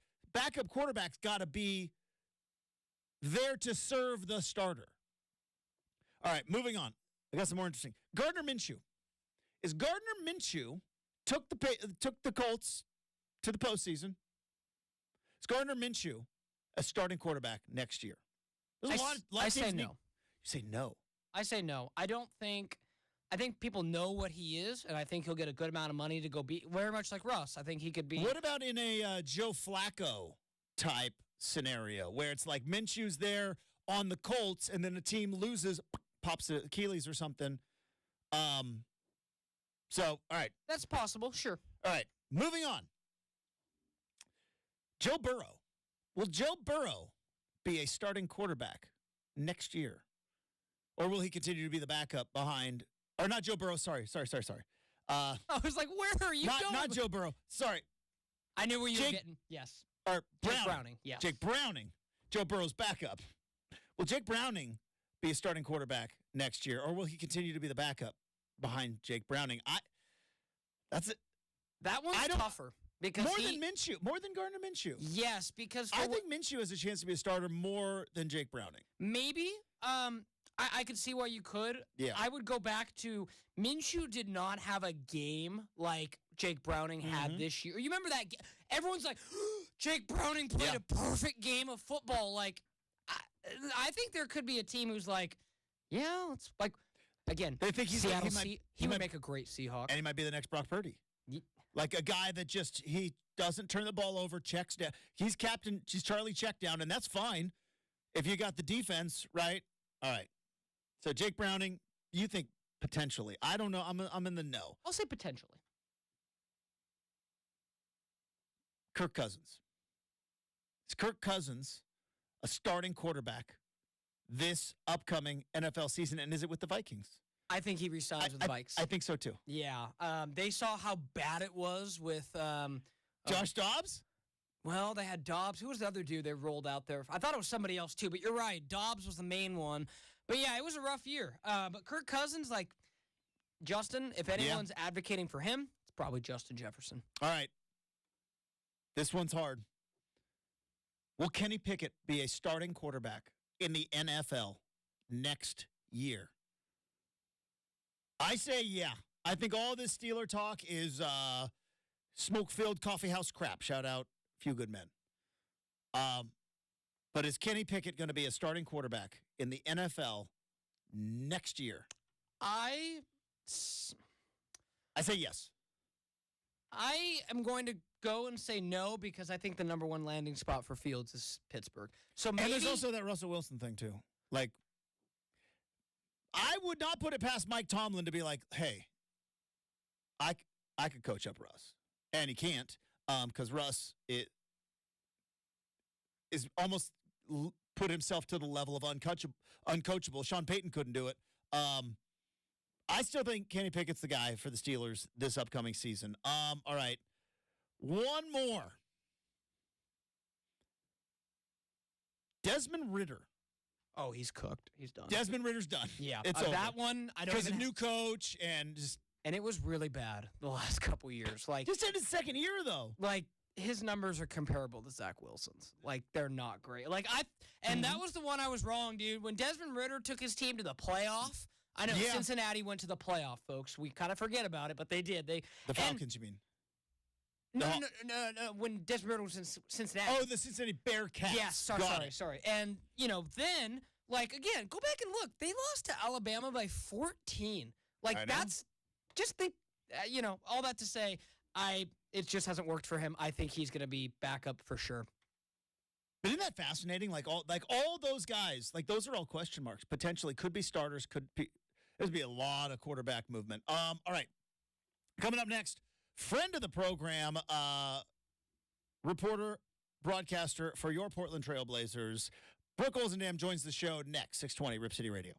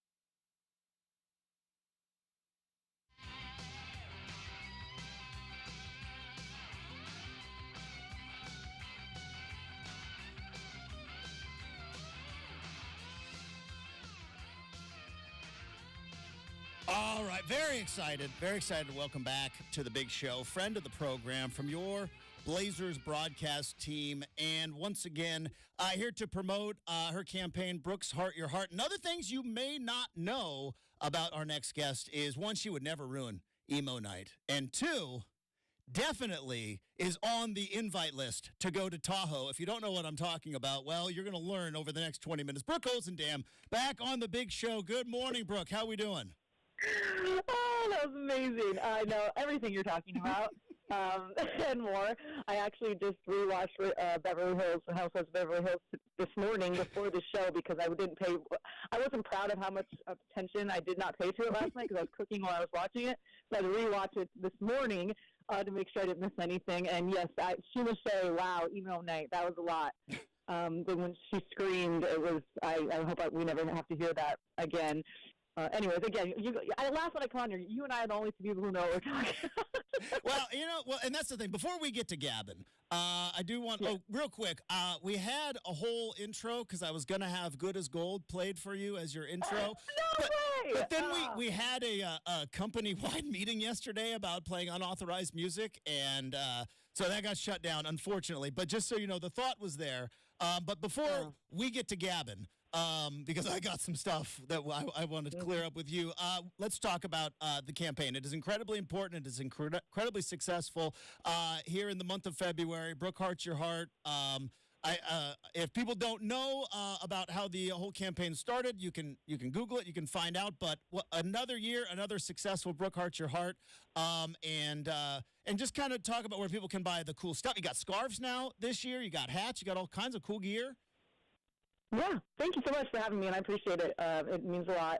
This has been such an incredible experience, really, just doing this over the last 5 years. This is our 5th year, and every February I'm moved and touched and humbled, and it's amazing. Like, it's just that our fans, and not even, people from all over the country, people from across the world, share their stories with me, whether it's something personal that has happened to them, dealing with their heart health, or someone close to them. It's just incredible. It touches you in a way, even if it's not you or a family member or a friend. It has at some point in your life, heart health will affect you or someone you love. And so it's just been every February I'm like, this can't get any better, and it can't be more impactful, and it is. And so this year is another example of that. We have raised already over $16,000. And that is not including the $5,000 that the Blazers match. When we get to $5,000, the Trailblazers match that. And so that's not even including that. So we're already on our way past our goal. And that's not including what you just mentioned, Justin, the swag that we started doing a couple of years ago. We started with a scarf. Then we moved to a knit hat. And this year we have a cool little white baseball cap, which I love. I've been wearing it every day. And it's probably my favorite thing we've done. But anyways, that's not even including the proceeds from that, which you can find on trailblazers.com/heart. And that's where you can find all the information that American Heart Association has put up there. It's really, really important. If you can just take 5 minutes out of your day, I highly recommend it. Hands only, CPR, signs of a heart attack, signs of a stroke. Just kind of listening to your body and making sure that you're aware of if there's a sign maybe that you should go get checked out, pay attention to it. And then also on that site you can donate, or you can also buy the hat, which is essentially donating, and then you get a hat. And then you can also buy a ticket or more to the game on February 27th against Miami. If you buy it on the site, which again is trailblazers.com/heart, you can stay after the game, come down and shoot some free throws, and as soon as I'm done with the post-game show, I'll head down and join you, and it'll be fun. So yeah, all this stuff is on that site. And again, thank you everyone who's donated and is thinking about it and wants to come to that game or buy a hat. I appreciate it all. It is a fantastic cause, and it has been a terrific campaign, Brooke. Let's talk real quick, because obviously the Blazer season is what it is, and I fall guilty of looking at these guys, these players, as kind of, just pieces on a chessboard, and wins and losses and numbers and stats. And you get the benefit of actually getting to know them as people. And clearly this is a younger team. This is a team that is trying to kind of rebuild. What has that been like this year for you as somebody that kind of gets to know them as human beings? Because I'll be honest, I'm guilty. I forget there's a human side to it. There's 19 and 20-year-olds like they can't they can't get into certain places. They can't get into to bars, right? Like they're on the road. Like what has that been like for you? Obviously, with the changing of the team and the personnel of getting to know these guys as people. It's great, and it's interesting because it has changed and evolved in the last few years, as we all know. Damian Lillard, CJ, Nurk, that kind of regime and that coaching staff, like that, it was all pretty much the same for a good chunk of time. And so that was fun in its own right, where you got to know someone and a group of people, and you were pretty comfortable with them. Just talk about me personally and our relationships, and then obviously that changed, and it's been really fun for me to get to know the new coaching staff. And then you just mentioned, like, this is a group of young guys, which that's a new challenge too, because at this point they're a different generation, you know. So it's like, okay, how do I get to know these guys and what they're into and gain their trust? And it's kind of just, I've talked about it before, but a fun new challenge for me, like almost like a part two, a sequel to the job I started. You know, it's like, okay, now this is the new job and the new challenge, and it's been really fun, like getting to know what the story of the week was Drop Reese, which you want to talk about getting to know someone, that has been eye-opening, mind-blowing, all the things. That his story is truly, if you can take some time to look it up and read about it, and there's a video that Matisse worked on, it's a truly amazing story how far he's come, and he's 27, but still consider him a rookie. But the life he has lived, we will never truly understand. It's something that I've been completely impressed by and moved by, and just watching him. And this week we got to talk to him yesterday at practice, and he was still very humble. Like, yeah, I'm excited. I'm like, what'd you do? I mean, did you celebrate? He's like, no. And then so I think it was Aaron French said, what are you gonna buy with you got this big contract? Nothing. Like, he's just the same dude. And so little things like that have been really fun for me, watching a guy like Drop Reese, the success he's had. And then, from the beginning of the season till now, really, I mean, Scoot, I feel like he had so much pressure on him, and maybe self-imposed, but also outside pressure just because of being a top 3 pick. He's come so far, and he's been coached so well, and watching the big strides he has made and getting to know him, it's been fun for me. It's different, and I've really enjoyed it. And this year is really, as you would know, like, not so much about wins and losses. We've dealt with injuries. We've dealt with the youth. It's not dealing with the youth movement, but kind of figuring that all out. And it's not about wins and losses. It's about the guys and the development and building. And it's been fun for me. It's different, and I've really enjoyed it. How much have you had to like Google and look up like cultural references, Brooke? Because I found myself in kind of that spot sometimes, even with super producer Brenden, who is not anywhere close to Scoot Henderson's age, but still, I put out what I think is a dynamite pop culture reference, and he gives me this look like, yeah, I've never heard of it. I'm watching the Super Bowl, and clearly, Brooke, I am a Swiftie. Okay, I am all in. We could sit and I could give you a ranking. I ride for red. Okay, that's my era. I am a red guy. But like I had to figure out, I had to ask my wife, like, who's Ice Spice? Like, I don't know who these people are. How many times have you had to do the Googling of like maybe some of the pop culture references with these kids? Yeah, a few times. I will say there was I think it was last year actually. Was it last year or this year? It was last year when we were in Atlanta, and there were so many like artists, and I knew some of them. But then there was one guy next to me, and I was like, I know he's someone. And I had to ask, Rashawn Geathers, who was the head of our PR, he knew who he was, but then there was a couple other people that actually went, oh, you'll so appreciate this. So I couldn't figure out what some of the rappers were, but then I looked across the way, and I looked at Rashawn, and I go, do you know who that is? He was like, no, I don't know who that is. I was like, that's Candy's husband from Real Housewives of Atlanta. He was Candy's husband, and Candy wasn't there, but he was there, and I knew who that was. And so I felt pretty proud of myself for that. A Real House husband, and I knew who he was, but some of the other guys I didn't. But yeah, but you know what? It's funny. It keeps me young, right? Like, it makes me kind of have to know what everyone's talking about. And so if I don't know it, I'll look it up, and then I feel smarter for it. Yeah, by the way, just say, see over there, that's Candy's husband. You ever heard of No Scrubs? She wrote it. Okay? In case you're wondering. If you don't know what No Scrubs is, get on the iTunes and listen to it right now. So funny.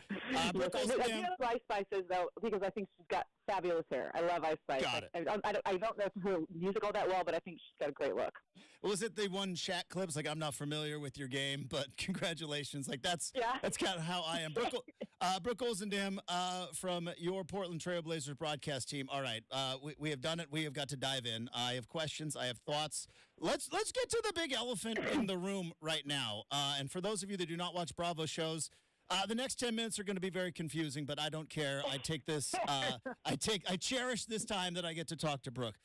All right. Honest question. Truth table here. Brooke, is Ariana overcooking this thing a little bit? I feel like she is. She was the victim last year. She was the heart of Scandival. Everybody hated Tom. Everybody was on Team Ariana. She got to go on Dancing with the Stars. And now all of a sudden, I feel like you weren't even married. You got cheated on. The house and the dogs, I get it. That's got to be tough. But I think she's overcooking it a little bit. Don't forget about Broadway. She's on Chicago Roxy Hart. I mean, she is. You want to talk about? She put out a cocktail book, right? Yeah, the cocktail. I forgot about the cocktail book.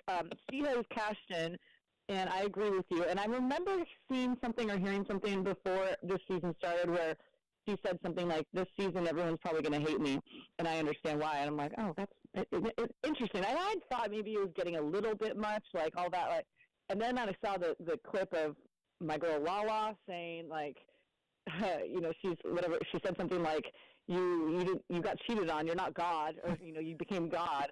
And I was like, "Whoa, heavy." But then when I started watching it, I can totally understand why. Like, you can be mad, and you were cheated on. But my goodness, when do you kind of like take the next step? Like, we move on from it. Like, your whole personality is not being cheated on. Is it? Maybe it is. I don't know. But it just seems like she's gotten kind of nasty. Like, the way she was talking to, and Tom Schwartz, I think, is ridiculous sometimes. Like, I wish he would figure it out. Like, he's just too much. Like, just man up a little bit. But with him, like, the way she spoke to him and the way she just kind of wears this as like who she is now, it's a bit much. Like, when you let go of the anger, when we move on from this, and I guess she's capitalizing on it times 10. So I guess as a business person, well done. But at this point, it's kind of like I'm not really feeling her anymore. I was with her, obviously, we're like, Team Ariana. But now I'm like, relax a little bit, take it down a notch. All right, this is going to be a little bit of pressure on you. I'm not going to tell you whom is on one side or whom is on the other. My wife and I got into a bit of a debate.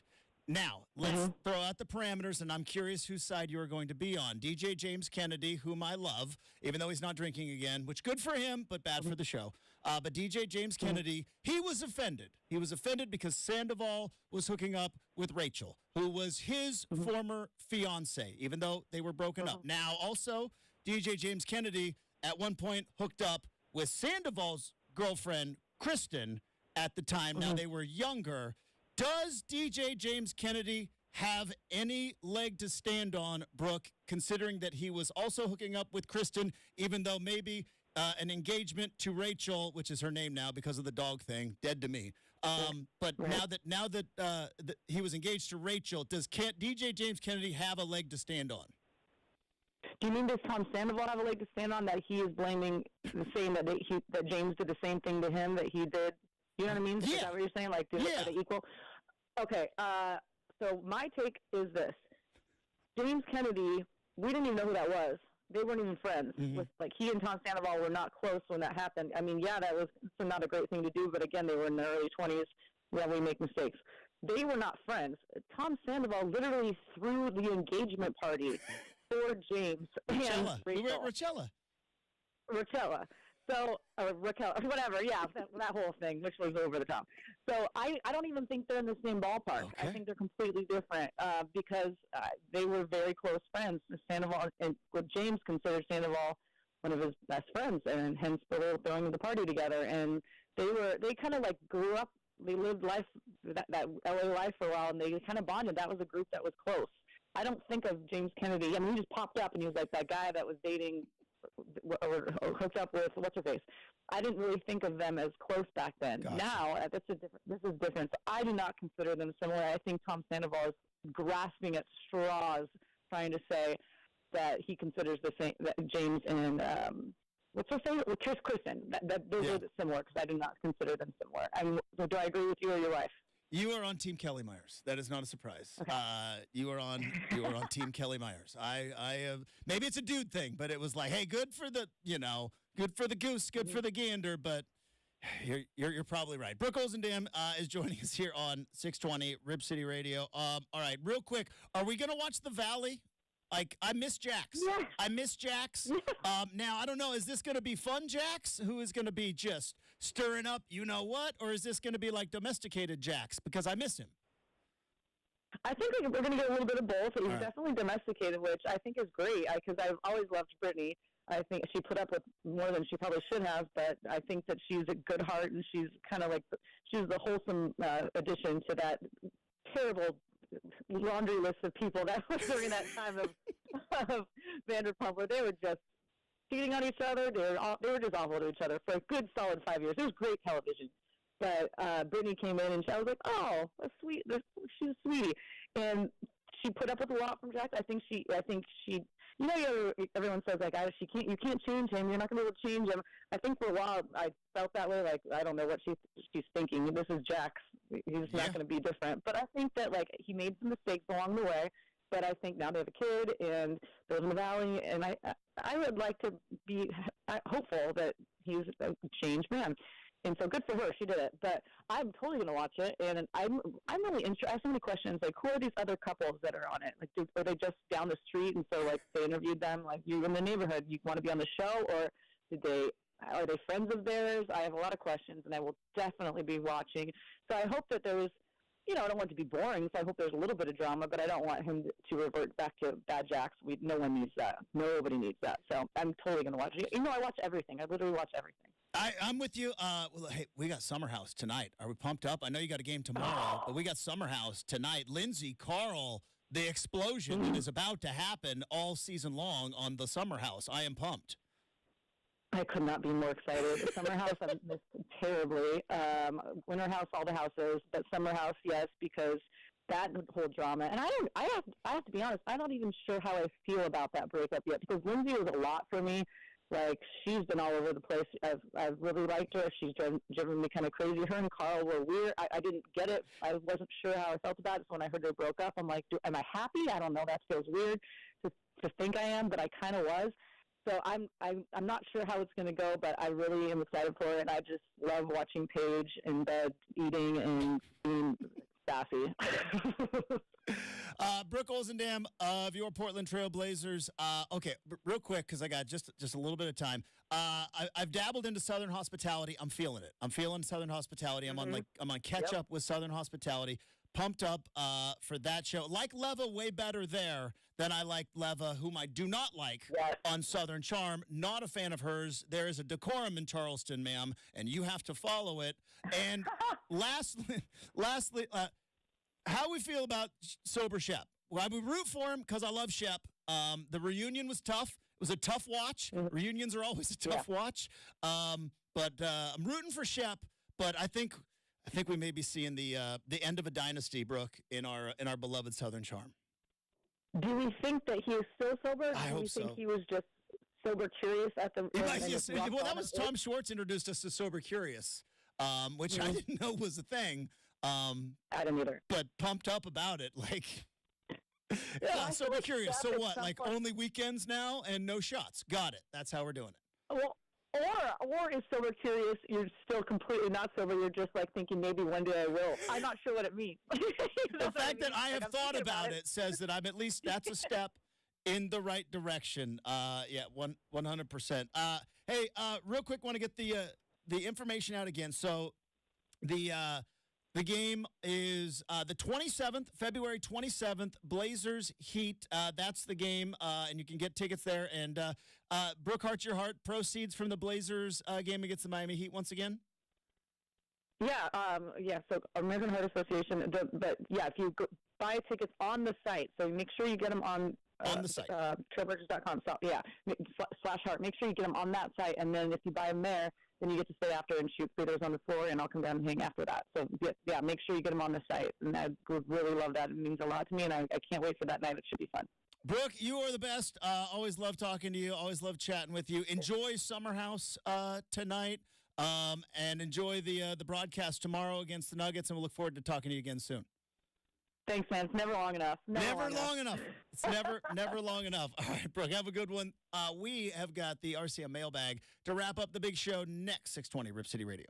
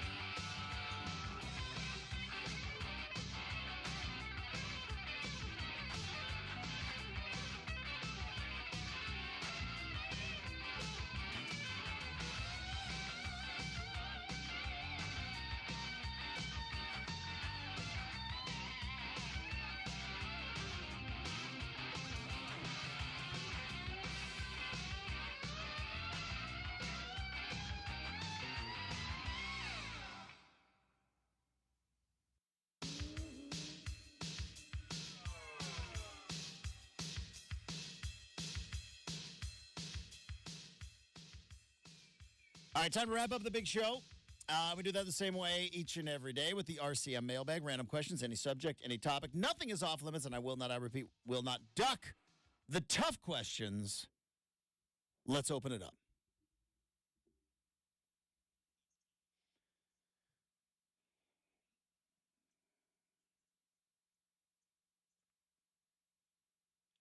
So, Brent, did you comprehend anything that last 10 minutes of the Brooke Olzendam interview? It was a little tough. A little tough? A little tough. Like I said, captivating. Like if I knew what it was, I would be intrigued because you guys were having an awful lot of fun with the conversation. I just have not watched Vanderpump or Southern Charm. Southern Hospitality we talked about a little bit. We got a little bit of Real Housewives of Atlanta. We got a little bit of The Summer House. Yeah. We had 5 shows there. I would need to phone in a friend to get some detail on this. But no, that was good stuff and great to hear from Brooke and awesome campaign. Definitely make sure to contribute to that because it is a fantastic cause. Let's go ahead and open up the mailbag. Ooh, this will be fun. Justin, what's the best kept secret about Winston? Well, Wildlife Safari is not really a secret. I will tell you the best kept secret about my hometown, Winston, Oregon, is now I don't know what it's like now because I've been back for like 5 years. Willie's Cafe is the spot. Breakfast or lunch, highly recommended. If as a breakfast spot, Willie's is and was the place. Now, there also used to be a place called the Treasure House. Treasure House is no more, sadly. R.I.P. to the Treasure House. But there used to be... Willie's is alive and well. Chugging along. Willie's was owned by my basketball coach, Coach Fisher, who sadly is no longer with us. And there was a rivalry. So, real quick, small town story. So there was the Treasure House. And the Treasure House was a breakfast lunch place, and the breakfast at the Treasure House was so good. Like, I still have not had hash browns the way that they make hash browns at the Treasure House. Maybe that was because I was 6, and that's how I always remember them. And then Coach Fisher, he opened up Willie's and stole a couple of the cooks from the Treasure House to come work at Willie's. Now, Brenden, you could, with a good quality golf shot, hit the Treasure House from Willie's. It was a block and a half. And so there was a rivalry going on in terms of the two breakfast spots. And because Willie's was owned by my basketball coach, it's like, well, I ride with Coach Fish. So I became a Willie's guy. I was a Treasure House guy my whole life, and then I was a Willie's guy. But Willie's, that's the spot. That is not really a secret, but like if you go to Winston, people know about Wildlife Safari. There's a winery, Abacella Winery, which is beautiful, and they make great wine. That's pretty well known.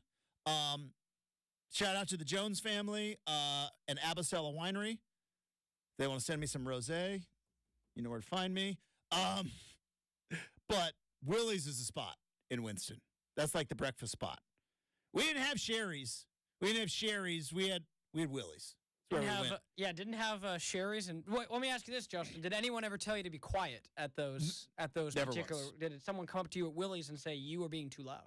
It was also funny because Willie's was there. It was a restaurant and lounge, and that was kind of a thing back in the 90s where you would have like a diner, and then on the other side there would be a bar, right? And so Willie's was the bar we would go to when we all grew up and came back home and stuff. But the reason my town existed was because of the mill. There's a Roseburg Forest Products is right there.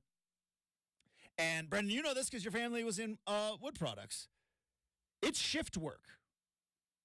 7 to 3, 3 to 11, 11 to 7. And Willie's bar was open 7:30 a.m. because graveyard gets done. It's after work happy hour for the graveyard folks.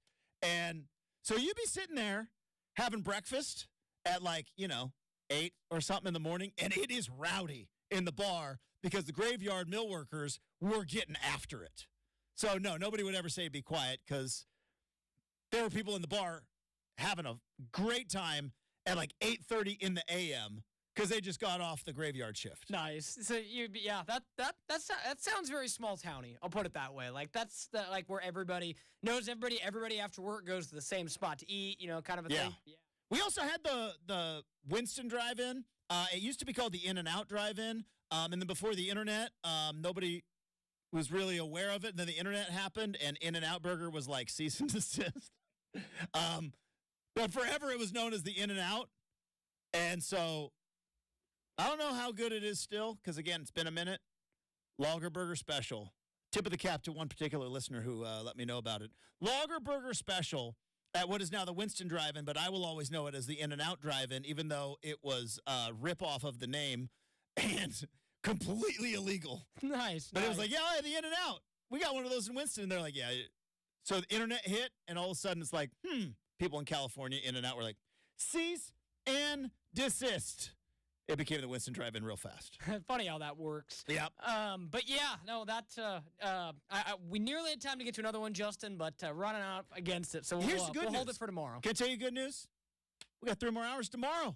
It's Fancy Coffee Friday tomorrow. It's a feel-good Friday. Basketball is back tonight. Blazers are back tomorrow. Thanks again to Brooke Olzendam for joining the show. Thanks to super producer Brenden. Thanks to all of you. Have a terrific Thursday. We'll talk to you tomorrow morning on a Fancy Coffee Friday on 620 Rip City Radio.